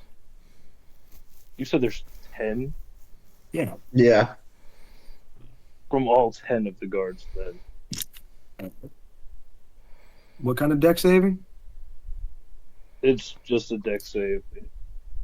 I am casting Earth Tremor and causing the Earth to fucking shake. The lowest one was a 17. It does nothing. They stomp over your Trevors because these farmers are quite possibly the most athletic beings you've ever seen. Think Magic and The farmers? The farmers. You'll I thought see you said they were guards. Or yeah, well they are that too. But Oh, think, okay. Thank you. yeah, think small town, but the population really does their own thing. Everybody's very self-sufficient. So the bigger farmers also act as like the town patrol, the town guards. But these So there are weak farmers, and then there's like the Oni like guard, the Oni volunteer guard, like the neighborhood watch. Yeah. Pretty much, and these would be the farmers that take care of the the livestock, the big produce, because Oni Island being as self-sustaining as it is, they need large animals to eat. They eat giant goats. They need protein. They need protein. Plenty of protein. So the goats that they wrestle are on average anywhere from 15 to 30 feet, and can weigh up to 2,000 pounds. For Jesus reference, fucking Christ. These farmers are tough shit. Well, maybe they won't be so mad because of all the extra protein that we just made. Oh yeah, some of the people that like some of the small kids, like they're harvesting fucking picking up the foxes. The yap gulls. Yeah, Yappy's actually hiding next to you, Ceras. You see, Yappy is like scared shitless after watching all of its comrades blow up. So Yappy is next to this near-death man, cowering next to me while I'm pumping artificer magic into this guy's forehead. Yes, Yappy's trying to stay as close to you as it can because it knows that if it goes anywhere else, it'll be eaten. Solid line of thinking. Ceras and Tyrum. I was about to say, what are the people thinking of Tyrum? Ceras and Tyrum, they look down on the two of you. We're sorry. We're sorry we mistook you for savage thieves or pirates. We don't usually get a whole lot of commotion in these parts, but we can see that y'all is fine folk. And it was very honorable of you to save Farmer Joe's life. He's a good man. He goes to church every Sunday to worship our emperor, who will be announced soon. But we hate to see innocent people be harmed, especially hardworking folk like yourself. Yeah, Kydros had assigned me a mission to protect the innocent. Wait. He starts putting his hands up and waving. You said you believe in that goddess Kydros? The mob begins pitchforking up. No. You, Tyrum. Oh no. Tyrum looks at the guy, looks back at the crippled farmer. Now that was more of a joke. Oh, what the The crowd breaks out into laughter. Kydros will remember this. Kydros will remember this. The mob burst into laughter. Oh, that's real funny, friend. You know, we Onis don't get out a whole lot, but we was just told that Kydros is the devil, and these good folks that work with the Russian church told us that Kydros is a liar and a cheat, and you know our honor-bound society don't like a liar or a cheat. Tyrum scratches his head. Could you tell me the name of those Onis? I'd like to personally thank them. Onis? What are you talking about? We got missionaries now here, son. Oni Island's been open for the first time in 20 years. Those Russian church folk done set up in the next town over in their new fancy church. Oh, okay. Do you know what the name of the lead missionary is? Yeah, Dason the Kind. He's such a sweet person. He seems a little bit prickish sometimes, but we don't judge. Tyrum's fist kind of balls up. Hey, Dason the Kind. I just, I'd love to talk about religion with him.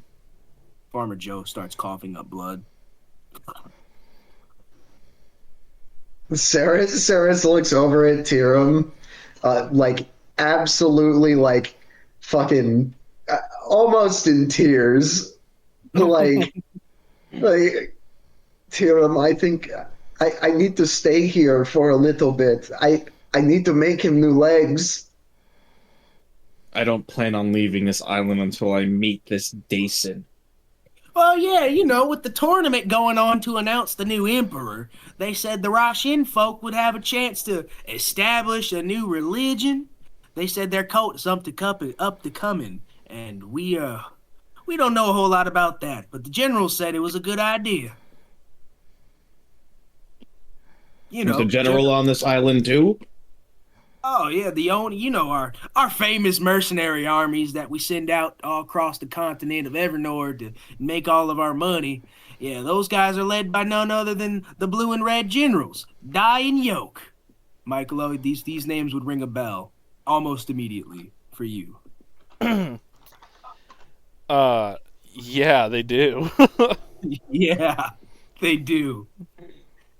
Yep, General Die and General Yoke. Those the toughest son of a bitches on Oni Island, I swear. But those two good upstate, honorable bound gentlemen told us that them Russian folk might be okay. Something about taking fate into your own hands instead of waiting for it to come to you. Real profound stuff. Tyrum's hand is squeezing itself. Yep, that's why they're gonna fight in that tournament. You know, whoever wins that that grand celebration, gets to be the new emperor or whatever. I don't really like those politics. It's not my Oni and Turtles, but I suppose I can't disagree with what the higher powers have chosen. This Oni looks really disappointed. He starts fixing his red hat. Interesting.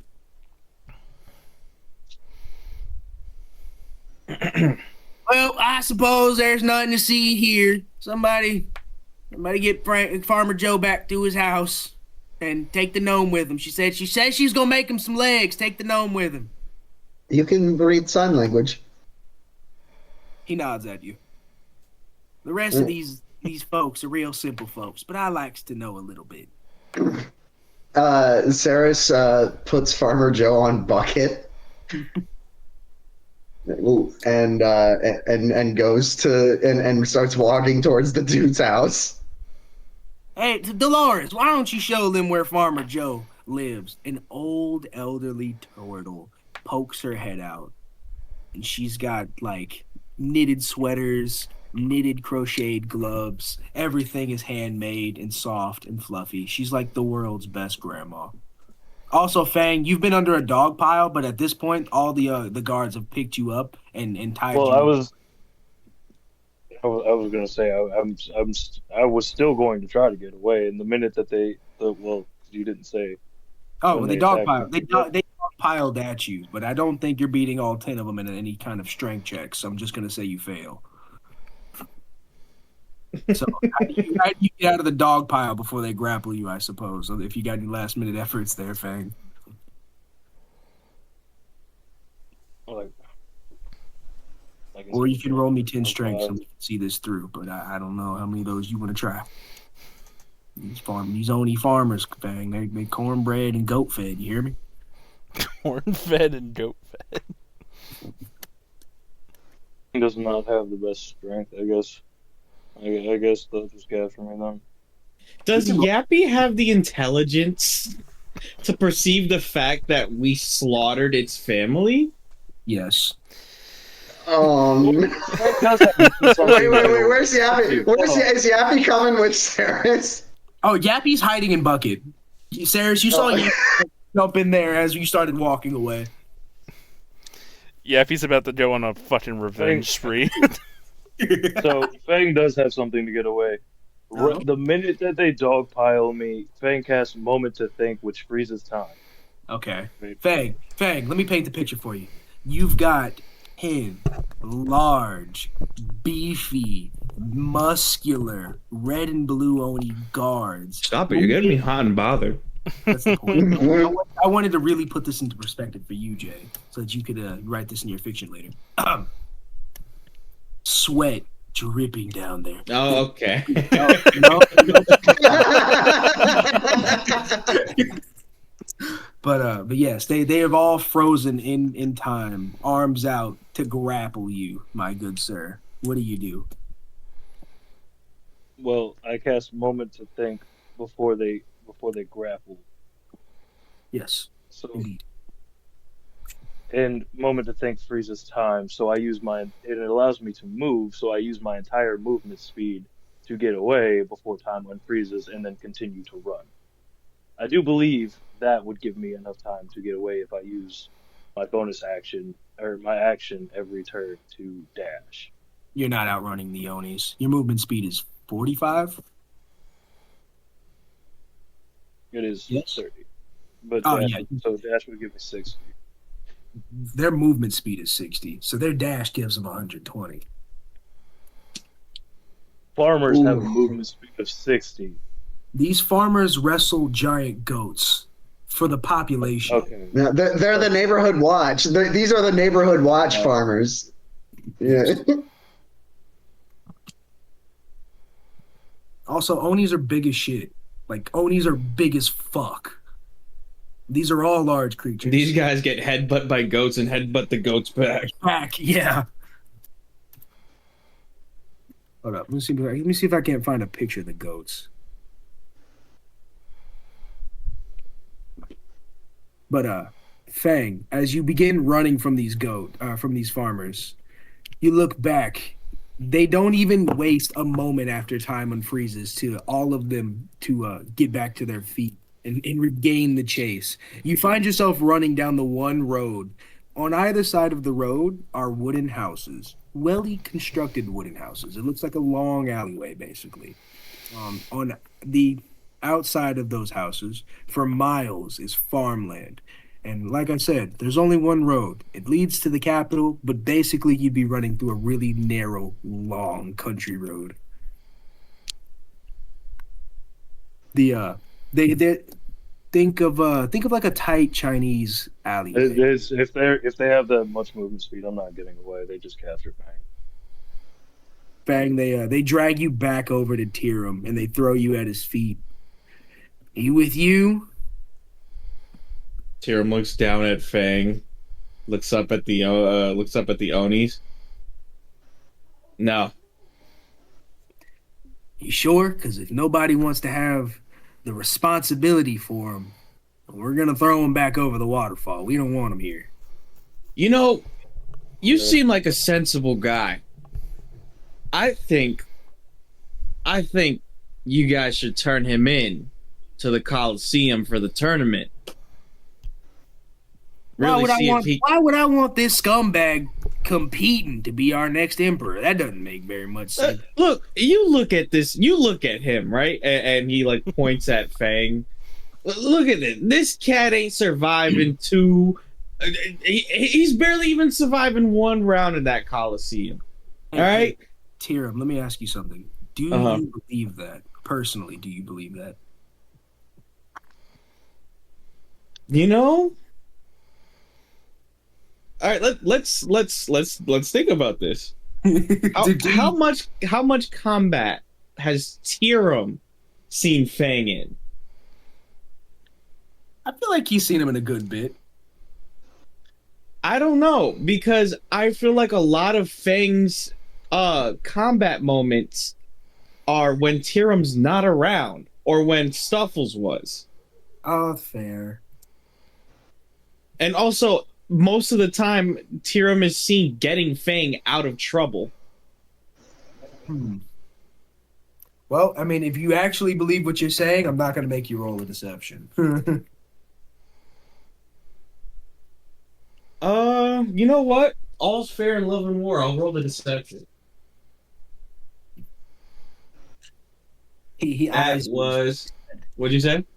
I said he eyes you as you say this to him. That was a 16 on the deception. You really don't think he'd last? I mean, come on. He was almost bested. Not even almost. He was bested by you guys. That's not saying you guys are weak, but I'm saying if the Coliseum is supposed to have the best fighters in the continent, come on now. Well, I suppose you're right. I'll tell you what then.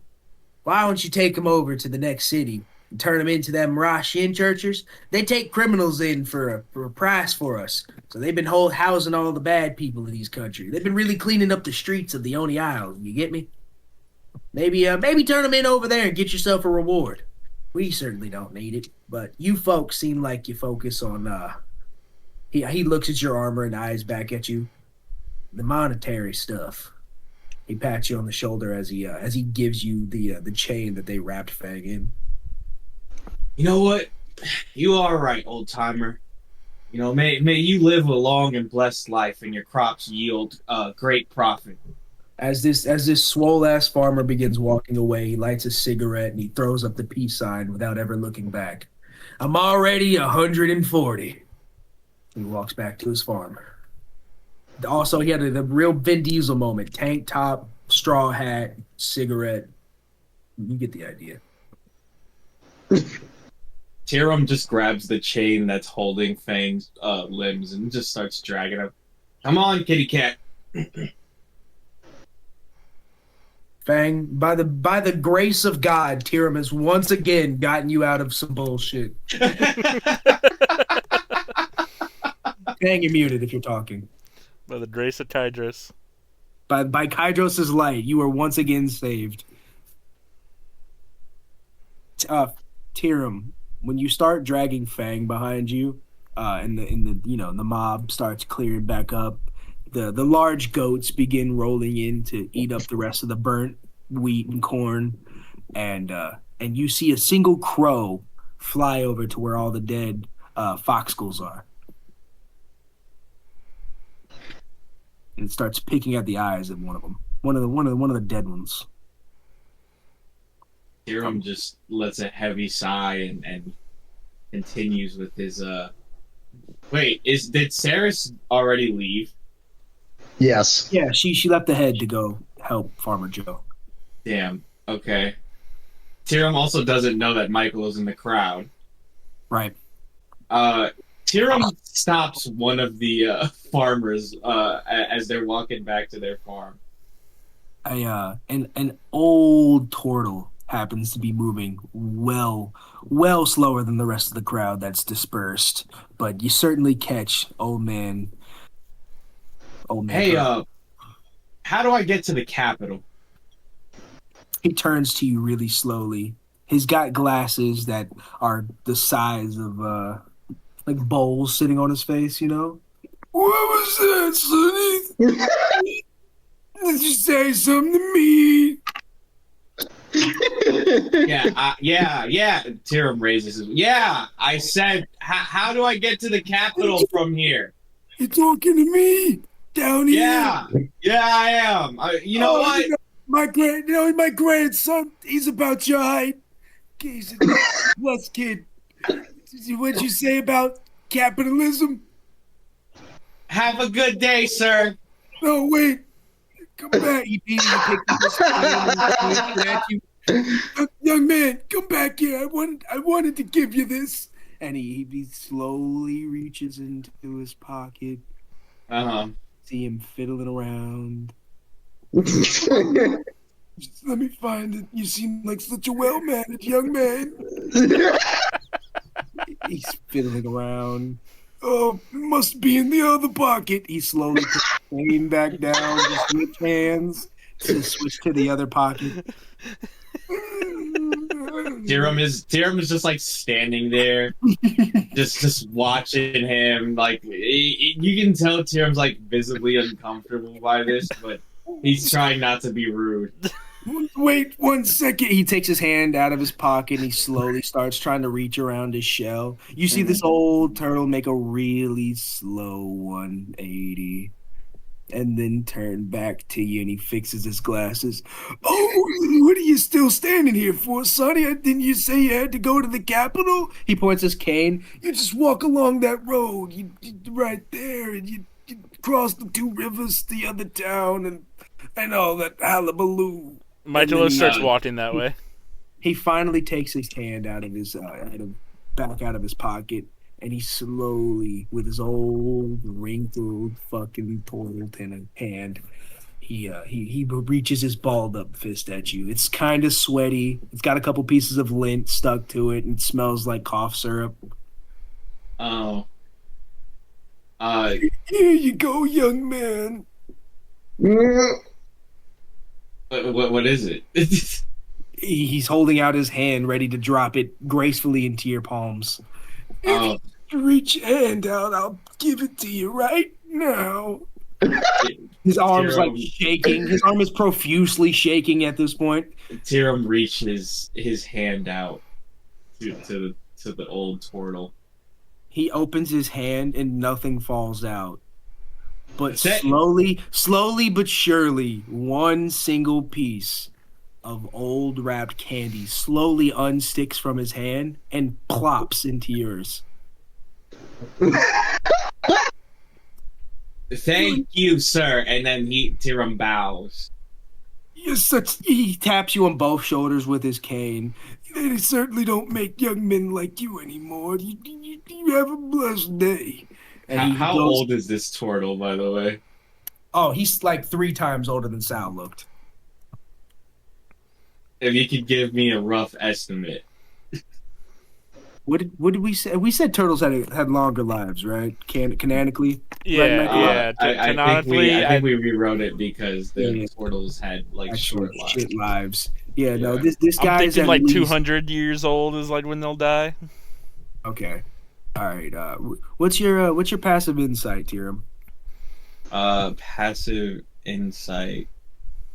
Well, what does insight work off of? Wisdom. Oh, we got passive insight 15.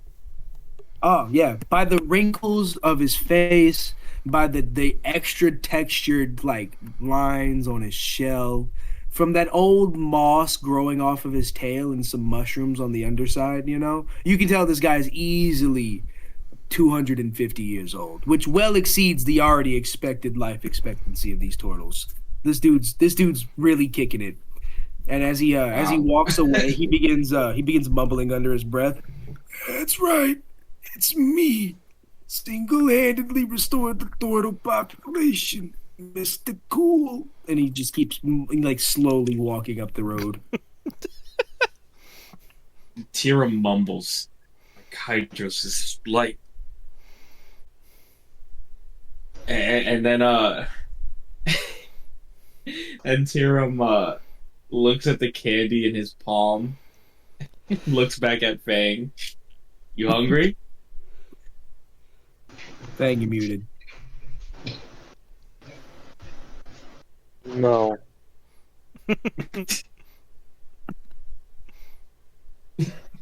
Fang, you hear the turtle mumbling under his breath as he walks away. It's butterscotch flavored. Theoretically, right? Fang's hands and feet are tied up. Tied up. Absolutely. How much? Would it be a contest of strength to see if Tyrum could open Fang's jaws and plop the candy in there? I'm gonna say yes, but he's gonna have disadvantage.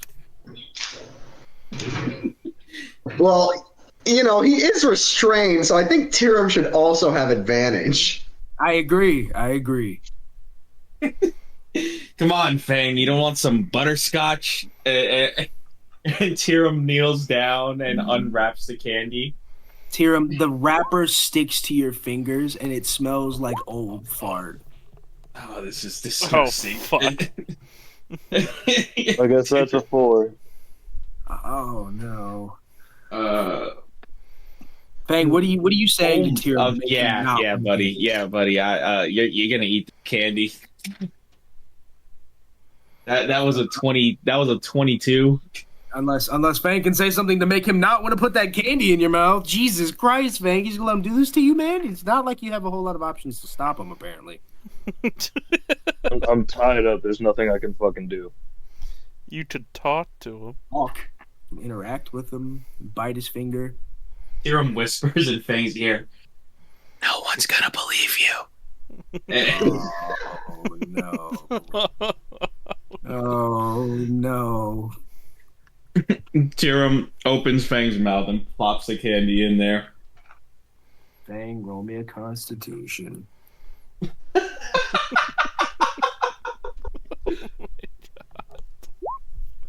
An 18. Fang, that wasn't candy he just gave you. Oh my god, what was it? Yeah, a euphoric state washes over your body as all the muscles relax, your pupils dilate to the largest degree, and you are high as fuck. All the colors are blooming. You can probably taste the color of the wind.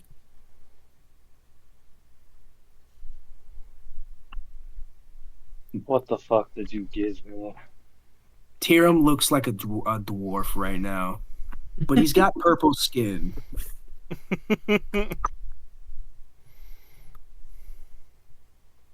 Bang, you're tripping balls. Tripping Tyrum starts dragging Fang. This little purple goblin begins dragging you, Fang. You don't know where Tyrum went. Your body feels as light as a feather. Your head is so empty.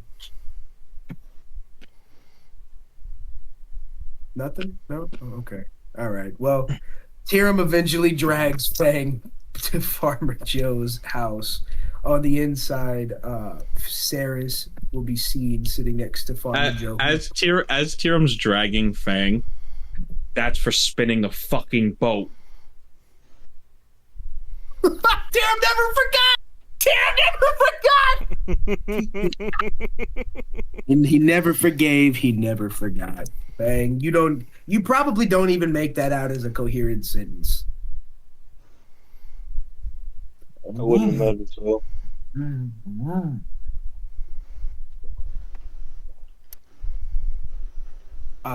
Tyrum, you drag Fang in behind you into the farmer's house where Ceras and Bucket are sitting next to one Farmer Joe who has half of his thighs basically up to his head, but yeah, he's unconscious and Farmer Joe is just laid out on his little cot.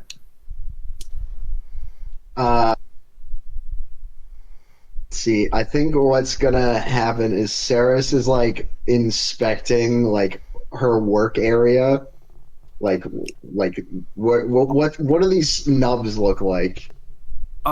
Because of the cure wounds, it just looks like where they were cut, everything scarred over very like violently, but it stopped all the bleeding. All basically tied his thighs into little meat bags. Okay. All right. It almost seems like he's suffering a fate worse than death. And I'll try to reverse that. Bang, you hear a little raccoon talking back towards Tyrum, but you can hear the sign language loud as day. That's weird. Did That you say typically raccoon? don't hear that. Oh, What'd you say, Frank? So that typically don't hear that. No. And where did the raccoon come from?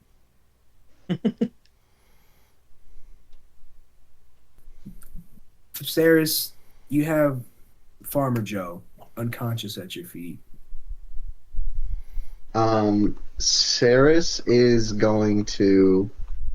I think with this amount of information, does Sarah, do you and Ceres's skill, what are the odds of success of Ceres making some artificed legs that he can actually use to move around like Ceres, normal? at this point, you're a level craft. You're a mastered craftsman at what you do, which is artificing. Yeah. You think it would take Ceres a long time to make some prosthetic legs? I mean, certainly there's enough materials around to get as creative as you'd like. You know, there's farming tools, loose woods for housing. There's raw materials being wheat and corn, dirt, clay, stuff of that nature. You know, it's a pretty rural area. I think Ceres can make like some legs out of, because she's got the auto forge, she's got everything she needs to make these legs. What kind of magic objects are in are any of the farm equipment? Is there like a combine that's powered by something or anything like that? No, these guys are pure muscle, all strength. All strength. Okay. They push through on most accounts. Let me see what I have in my inventory. I'm pretty sure I still have something that I could use. Ceres, as a power source. As you begin scrounging around, you all hear a knocking at the door. Let me in! Let me in! Where's he at? Where's the cat boy at? You hear Tyrum, you hear more knocking at Farmer Joe's door. Is he in here? Where is he at? Tyrum just fucking like points at Ceres. Tyrum looks at Ceres and just like puts like the finger over the mouth, and then looks for a room like in the house. There's a single bedroom in the home that isn't like attached to this main living room, but it's more like a loft, you know. Okay, is there a closet? There's a closet in the room, yes. Tyrum fucking opens the closet and drags Fang in there and shuts it. Fang, in the darkness, you start seeing swirls of colors. Probably pretty beautiful. Is he in there? Is where that cat boy that set the fire? I just want to talk to him for a second. Let me see him, Farmer Joe. Is this an old lady or is this a kid? This is an old lady. You look out. Wait. It sounds. It could be an old lady. It could be a kid. Have you checked out the door? Tyrum looks out the window. Ron said, "Wait a minute." You're gonna have to work for that. Tyrum, you see an old tabaxi woman with the same color fur as Fang and green eyes.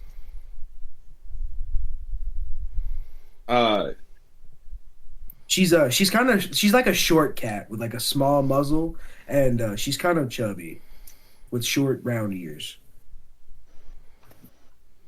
She's also got a bit of a perm going on, but it's just not really well permed in the back, you know. Tyrum cracks the door.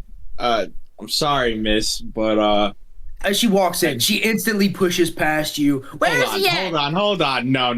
This lady needs to succeed a strength if she's gonna push past Tyrum. 14 for her dex, but she's got a +2, so it's a 16 to slip past you.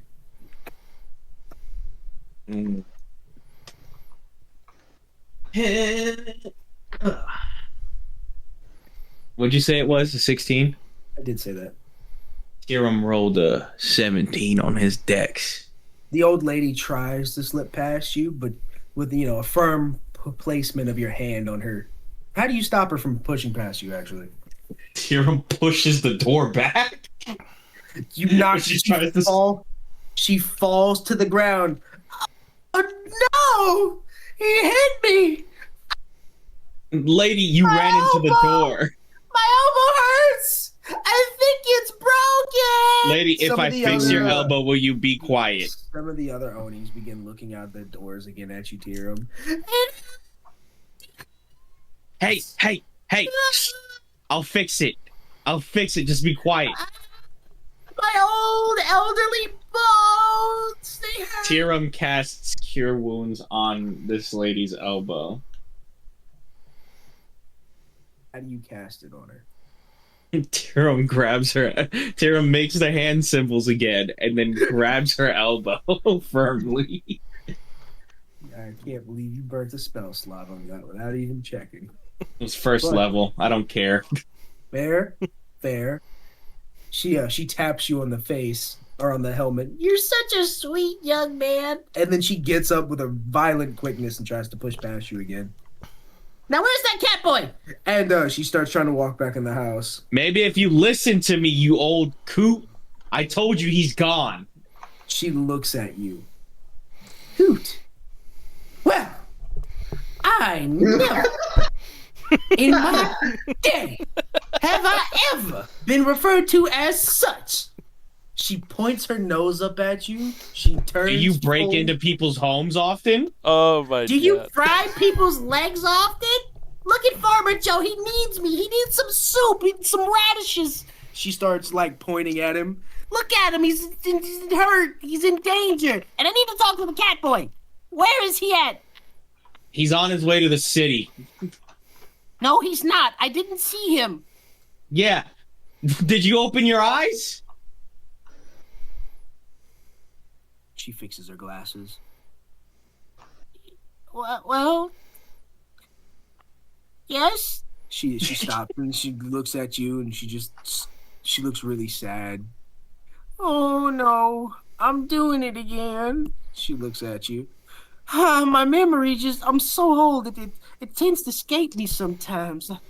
I thought I saw my grandson earlier, but I seem to be mistaken. She falls over, kind of woe is me into your leg, Tyrum. Also, she's 3 feet tall. She's an old lady, full shrimp back. Shrimp back, shriveled up old lady. Look, maybe you need to just sit down and rest. Do you mind if I sit here with my good friend Farmer Joe and just rest a little bit? Sure. As soon as you say sure, she looks at you. Please let me into the house now. Tyrum opens the door. God damn it! You know who should be having this conversation? Luna. Luna. This is such a Luna fucking conversation right now. It's unbelievable. God damn it, Josh. Also, side note, Michaelo, you slipped off into the crowd, and technically. And when I saw that old man give Tyrum the directions to the capital, I walked away towards that way. So Michaelo, you've been walking in a straight line for about 20 minutes. You're walking through rural parts of the Oni Isles. And like I said, progressively as you get closer to the capital, you start to see more houses and more stands pop up. But all along this same road, the farmlands begin to dwindle a little bit as the population increases, and you start to notice more turtles and Onis. But specifically that, you don't see a whole lot of anybody else. You see turtle farmers working the crops, you see the Oni farmers wrestling the livestock, and you see massive goats headbutting each other. But there are herds of these giant goats like you wouldn't believe, Michaelo. And as you continue walking, you catch up with Kade, who's already been well on his way. Hi, Kade. You notice Kade. That's a fuck? Where's everybody else? Well, Oh, I don't want to know. Don't tell me. You know what? Don't tell me. Here's what we're gonna do. You go back with everybody. You go back to Tyrum. You tell Tyrum to meet me in the capital, and tell Ceras that our ears are always open. I'm gonna go ahead, and I'm just gonna look ahead. He looks at you. He looks back at like the scenario of the town, like off in the distance where Tyrum and Ceras are at. I don't want to go back there. He puts his hand on your shoulder. It's either you or it's me, and I think between the two of us, me being the scout makes more sense. I'm gonna walk this way. Which way, capital or Tyrum? Michaelo just starts walking off. Towards the capital or towards Tyrum? Or towards like a random field? Towards where he thinks the Coliseum is. Michaelo, roll me a d20 to see how are you good at directions? There's only one road, isn't there? Well, he didn't say he was walking along the road either. He just said whatever way Michaelo thinks is Michaelo right. was good at directions in Newest Yorkshire. He was pretty solid at directions then. Oh, When was the last time Michaelo was on Oni Island, though? Never. That's a 3. That's a 3? Yeah, it was a 3. Michaelo, off the road, you actually start walking into a field of corn, and you seem to have gotten yourself lost in the cornfields. God, there's a lot of corn on Oni Island. Jeez. But I'm sure, if you keep walking through the corn on the other side, that's where the capital will be. Yeah, Michaelo's just gonna keep walking. All right, so put a pause on this. So we got Luna on the boat. We've got Tyrum and Ceras helping an old farmer. They got his legs blown off by Fang, who's hallucinating in a closet. We've got Kade walking to the actual capital while Michaelo gets lost in a cornfield. Did I have that right? Yeah, that sounds about right. Yeah, I think that's about right. Sounds about right for this party too, if I do say so. Now, if I'm being honest with you all, I think this is a good place to stop, but I don't mind seeing where the rest of these things go. So just so that we're not like crazy far out from Josh. Josh is going to be so We confused. could just fast forward Josh. I mean, He gets here. No, I want to see where Josh goes. I want to see how he gets up the. Agreed. I want to see how he gets there. It might take a whole fucking session to get Josh up to where we are. I want to fucking see it. now follow. I do like this, but I would like to. I do think it would be cool to wait for Josh here. He's gonna be so confused. He's gonna be like, "What do you mean the party is split up already? What do you mean a genocide happened to birds? Why are all these rotisserie chickens everywhere?" What's his name? Yappy? Yappy, the most intelligent fox school to ever yap. He's now a main character. Yes. No, he's plotting his revenge against Ceras and Fang. Ceras and Fang created the John Wick of fox skulls. I like the idea that Ceras and Fang will forever love Yappy, but Yappy is plotting like their downfall the entire time. He's an evil bird. When he comes down and he finds Yappy again, he's just gonna start loving on him, not even thinking about the fact that Yappy is plotting. Oh, I was gonna say, in the background of all of this happening, when Tyrum puts Fang in the closet, Yappy can be seen fighting with Fred. In the closet. Yappy's first victim, Fred. Yeah. The dragon that's barely there. They seem to be getting along swell. Also, Fang's like tripping on drugs. With his fucking annoying ass grandmother. Yelling at Tyrum.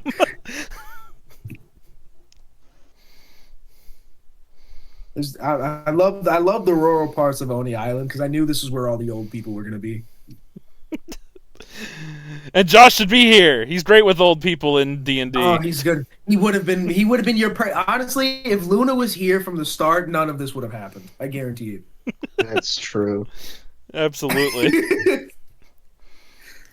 All right. So are we actually gonna roll with like the boat's capsizing? Because we left him technically anchored off the side of the waterfall, so he could It's be anchored. It's anchored because we need the boat to get back. Right. As long as I nobody don't think finds it's rolling, the but ship. it's certainly Anchored. Also, do you guys want to see the goat? Hold up. Let me see if we can see. Yeah, I want to see yes, the I goat. want to see the goat. They're terror goats. So I don't want to see a goat. Who do you think I am? Not a goat guy? Not a goat guy. Did you guys see my fox school pictures? I do see that. Yes. It's eating But yeah, McDonald's. these are the goats that ram into each other in those fields. Oh my god! What the fuck?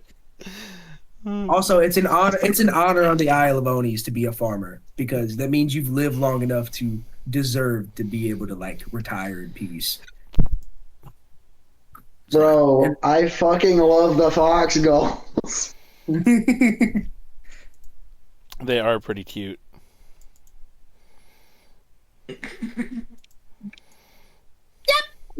Yeah, he just genuinely trying to figure out ways of killing Ceras and And when Yappy and Garfunkel finally get together and the wizard has his familiar, it'll be over for this party. Oh man, the wizard! I completely forgot about him and the lifelong enemy I've made out of him. Oh, he's coming back. He's gonna make a return. Is that other character gonna make a return too, Ron? Yes. Oh my goodness. I am interested to know about this wizard. You don't remember Garfunkel? What did he do again? The wizard. No. In the Ceras woods? wrote me a history. All right. If you really want to go against my plus 11 history, I love going against your plus 11. That 18 earlier, sexy. yeah. And there's all always right, the chance that you roll a 1, you know? Well, that's a 29. Oh yeah, it's the wizard that you guys pissed off in the swamps. It's the wizard that Tyrum was like, Luna. "Hop off my block! Yeah, we don't believe in that bullshit over here." Ceras casted Sanctuary on Tyrum, and so Tyrum used that to piss off the evil spirit, which then went to Luna. And choked him the fuck out like all for Simpson. Another instance of Luna luck. Luna luck indeed. Luna luck. That's gotta be an extra added factor now. It is. Luna luck. What's your Luna luck score right now? Are you even able to transform into that? Oh my god! I know exactly what I'm gonna do. Or is it gonna be like a Maui situation? I kind of think Maui situation sounds appealing, actually. How would everybody love a best of Luna luck? I'd get behind video. I'd like that. I'm gonna do that. It's gonna be like Luna luck, and then every time Tyrum disapprovingly looks into the camera like an office, like an episode of The Office. Yeah. Oh man. Questions for next time. Will the party find Michaelo before we get to the capital? Will the party not split up? No, No. that never happens. That's a stupid idea. God forbid. God forbid. Will we actually be able to steal the Emperor's hand? We just need a finger. I mean, yeah. But you could just take the whole hand and be safe. You know? We just need a finger. We do just need technically a finger. But we still have to take one of his fingers, so you know it's the same thing. Same principle applies. And that means we have to figure out who the next emperor is going to be because he hasn't been officially announced yet. Right. So Rosebud Thorn, and then I'll have an after session for anybody that wants to lore on the islands. I will say this: fucking huge fucking rose for the old man voice for the turtle. I fucking died, Ron. That was a good ass old man voice. I loved that so much. Yeah, sweetheart. Yeah, sweetheart. Rose for utilizing the fact that we are really overpowered in a place where there's not overpowered people, so it causes trouble. Yeah. Always love something like that. Rose for Damien getting clobbered. That was crazy. Some random guy in the crowd just said, "Get the cat," and all the Onis jumped on him. I don't know what happened. That's a thing. big Rose. I did enjoy every little, like, all right, you guys got to think about this. We got to do it right. We got to. You're falling to your death, Simon. I trust you to think of something. I got nothing. Like it's funny as shit because I was like, man, there are actual spells for this. Don't have them. Do not have them. But yeah, I did enjoy this session a lot.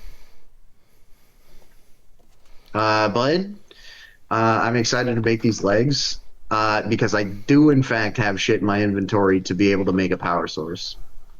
So that's exciting. Also, Simon, what kind of legs are you trying to make for Farmer Joe? Tell me. Like, I was thinking like maybe you'd make him some really simple prosthetics, but it sounds like you're trying to like soup him the fuck up, which I'm cool with. Well, I need him to be able to have full functionality, like the same, if not better. You're gonna build him legs to wrestle goats. Oh, this is gonna be great. I need to build him like good fucking legs, and I'm thinking the design of them. So after functionality, the design. No. The design is going to look like Atlas's legs.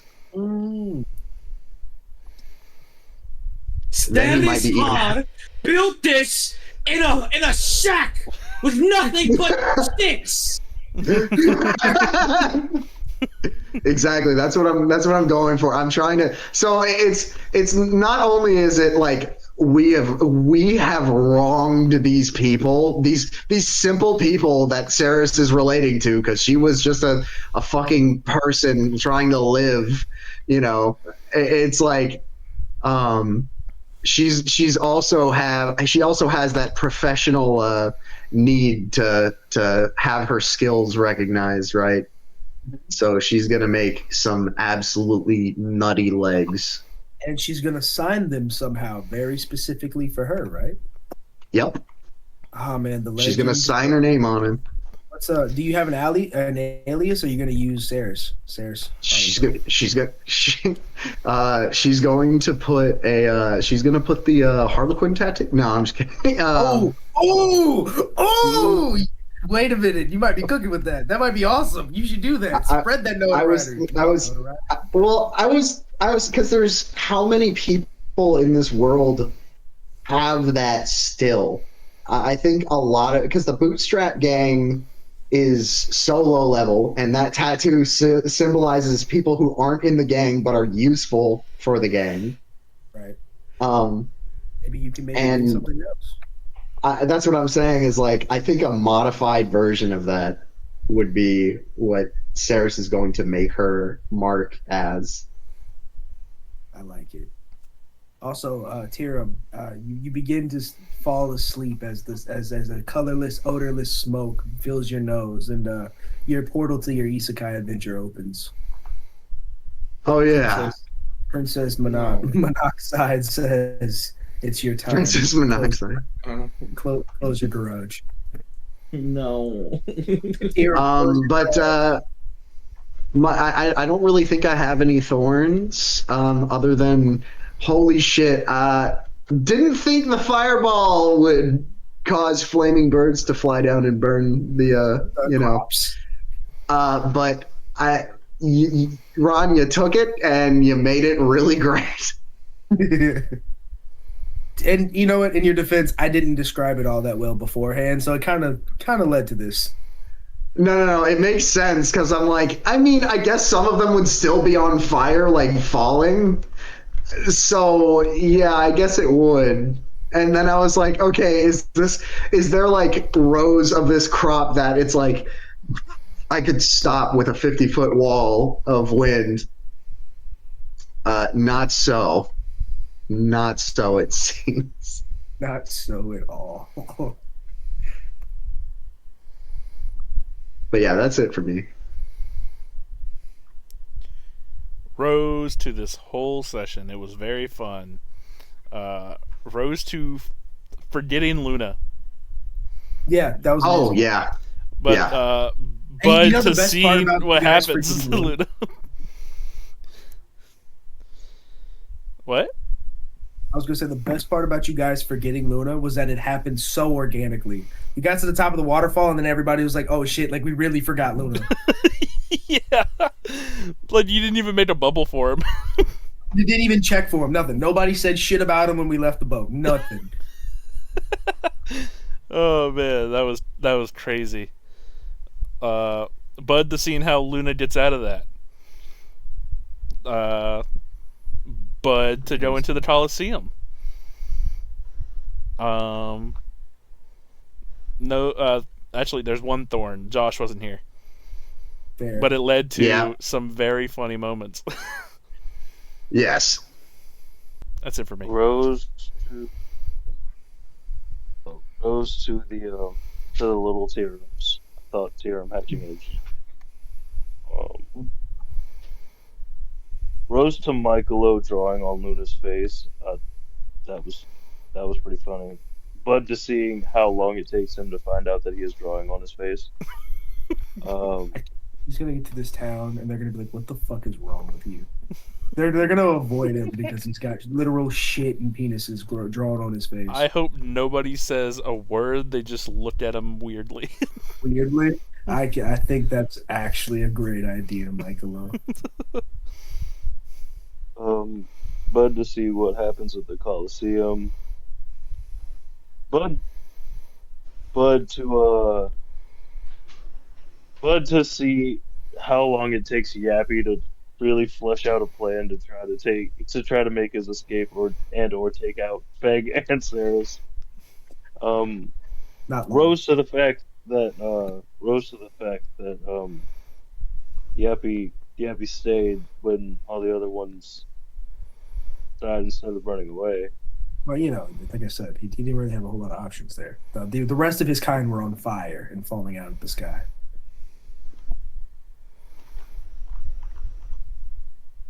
I guess going to the fact that I didn't have enough movement to get away from the fucking. I'm not gonna lie, I thought you were gonna teleport again. I'm not gonna even hold you. No, unfortunately, I did not have any more. Because I had to Damien, fly up a fucking waterfall. Damien, are you actually upset that you got caught?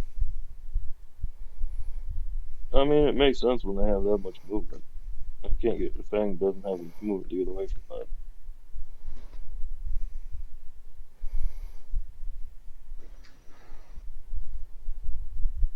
I'm also genuinely confused on if they're that strong, how 8 damage knocked off both legs of the farmer. Because he wasn't one of the neighborhood watch farmers. He was a regular one. The farmer, yeah. The one that grabbed Ceras was just a regular dude who thought she was responsible for the fire because she was over there. So he picked her up out of the grass and then he blew his legs off. And also, these are regular NPCs. Warriors are not. Neighborhood watch are not. They only have like 10 HP max. Some of them. I'm not gonna say They're all of them. strong, but they're not durable. Yeah, they're strong, but they're not durable. That's all for me. And that makes sense. Are you finished, Damien? Yeah. Okay. Rose, this was a really fun session.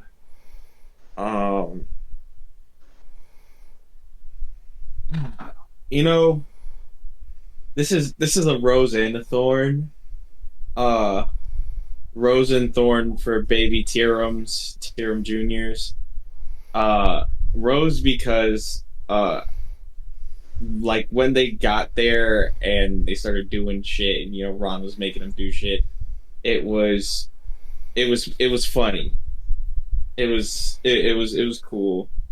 And there's definitely like the curiosity for me of like what would have happened if one of them got away. Oh yeah. No, Um, just we're out in the world and shit. That would be interesting. Rose to getting to Oni Island and then immediately making the continent worse. Oh yeah. Rose to Tyrum trying to be nice and bond with Michaelo / like reassure him that they're gonna do the right thing, and Michaelo's just like, yeah, okay. Michael's got nothing to hide. Michaelo has a lot of thoughts going on in his head. I'll say that.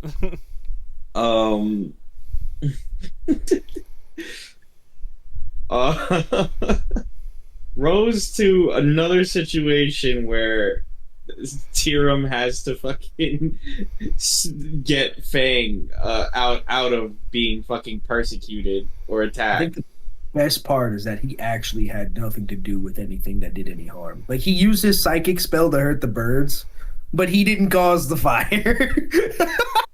That's the best Nobody part. did. He hurt Farmer Joe. He did shoot the Eldritch Blast at the old man. That is true.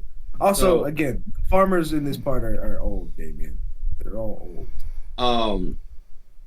So what's it called? So yeah, that's another situation where Tyrum and Fang are more and more connected through this whole situation of finding Fang either bloodied and brutalized, or having to fucking fix something that Fang got himself caught in.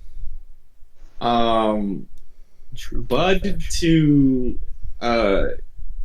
Luna having to figure the fuck out what's going on by himself. But to exploring the rest of Oni Island.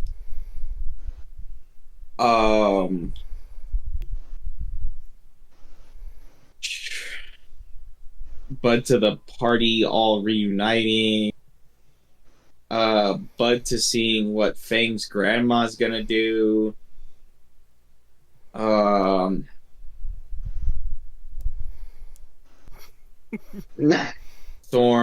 to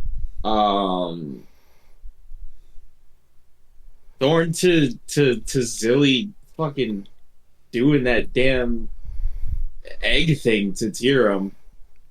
Thank God it didn't happen when we were dealing with fish people. Yeah. Let's see. I think those are the only two thorns. Like, seriously, this is definitely a 9.5 out of 10 session for me. Hey. Hell yeah. Rose to finally getting to do the little Tyrums. I've been thinking of Cell Jr. since Simon gave me the alley-oop at the end of the Zilly episode. He was like, yeah, Zilly pricks him, and when it's born later, it's going to try to turn the ship around. I was like, oh, that's an amazing idea. I'm going to do something with this. And yeah, it developed into tiny Tyrums. And it's all magical. It wasn't supposed to be anything serious. And in the end, I figured, they had some HP, but it wasn't a lot. So yeah, it was supposed to make things interesting. And it did. So rose to that.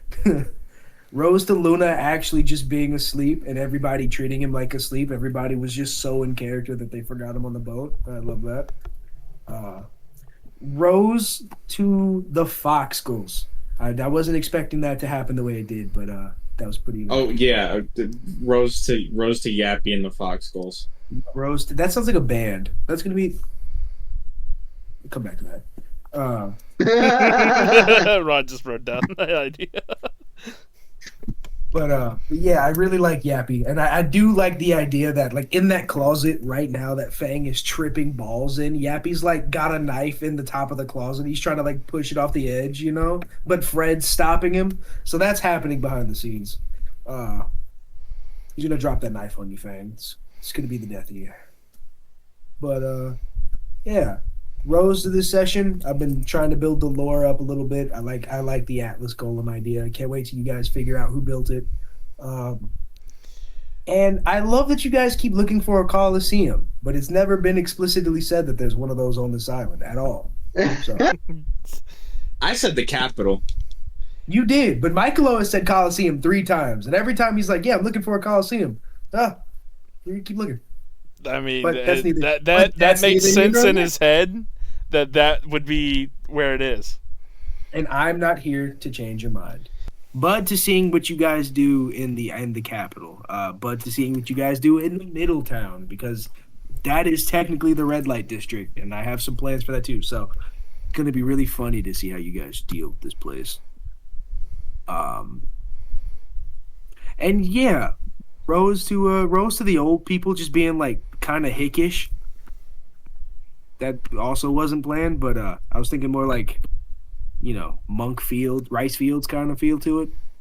But this is funny. This is better. And I can't wait to see how you guys deal with things. Also, Ryan, how do you feel now that you know that like the 2 generals that let you live are also like top tier people on this island? Like they're high officials. Like Michaelo needs to fight them. Yeah, but like again, they're high ranking officials on this island. You right. Yep, my Michaelo needs to fight them. Yeah, this is gonna be a great arc. Because if they're the top ranked in, also Michaelo fought them when he was like fucking level 8 or 10, probably lower than that. Follow-up question: how'd you feel when you saw? Oh, I guess I didn't finish describing it. Did I describe that the guards jump down, their eyes change colors like yours do, right? Yes. Yeah. Yes. Okay. You did. Yeah, you did. How do you feel about that? That art that your father's been teaching you since you were a wee lad might be a little more common in your hometown.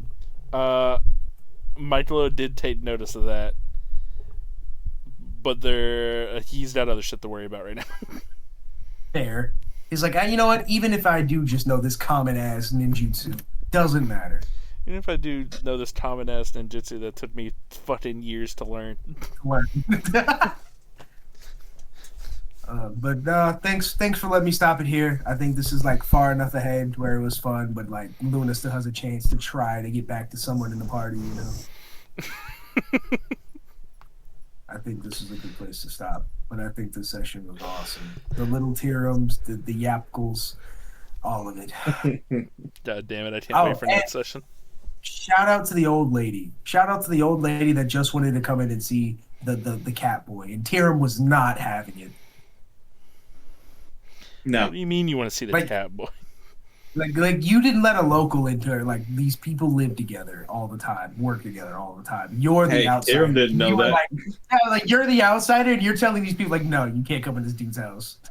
You're not even supposed to be there. Fucking hey, look, I still have to conceal Fang and make sure whoever this bitch is doesn't try to kill him. Fair, and I appreciate that. You keep doing that. But it's all funny. This was a great session. Thanks for doing this, guys. I needed this. I've been jonesing for it. And itching for it, Simon. Yes. Itching for it, you say. Indeed. Scratching at the skin. I've been scratching at my freshly shorn balls for a D&D sesh. You sure know how to talk to me proper, huh? Good. Yeah, Rosebud. I don't have any thorns. Oh, Thorn, Josh wasn't here. That kind of fucking sucked. Cucked for the second time. Adios. I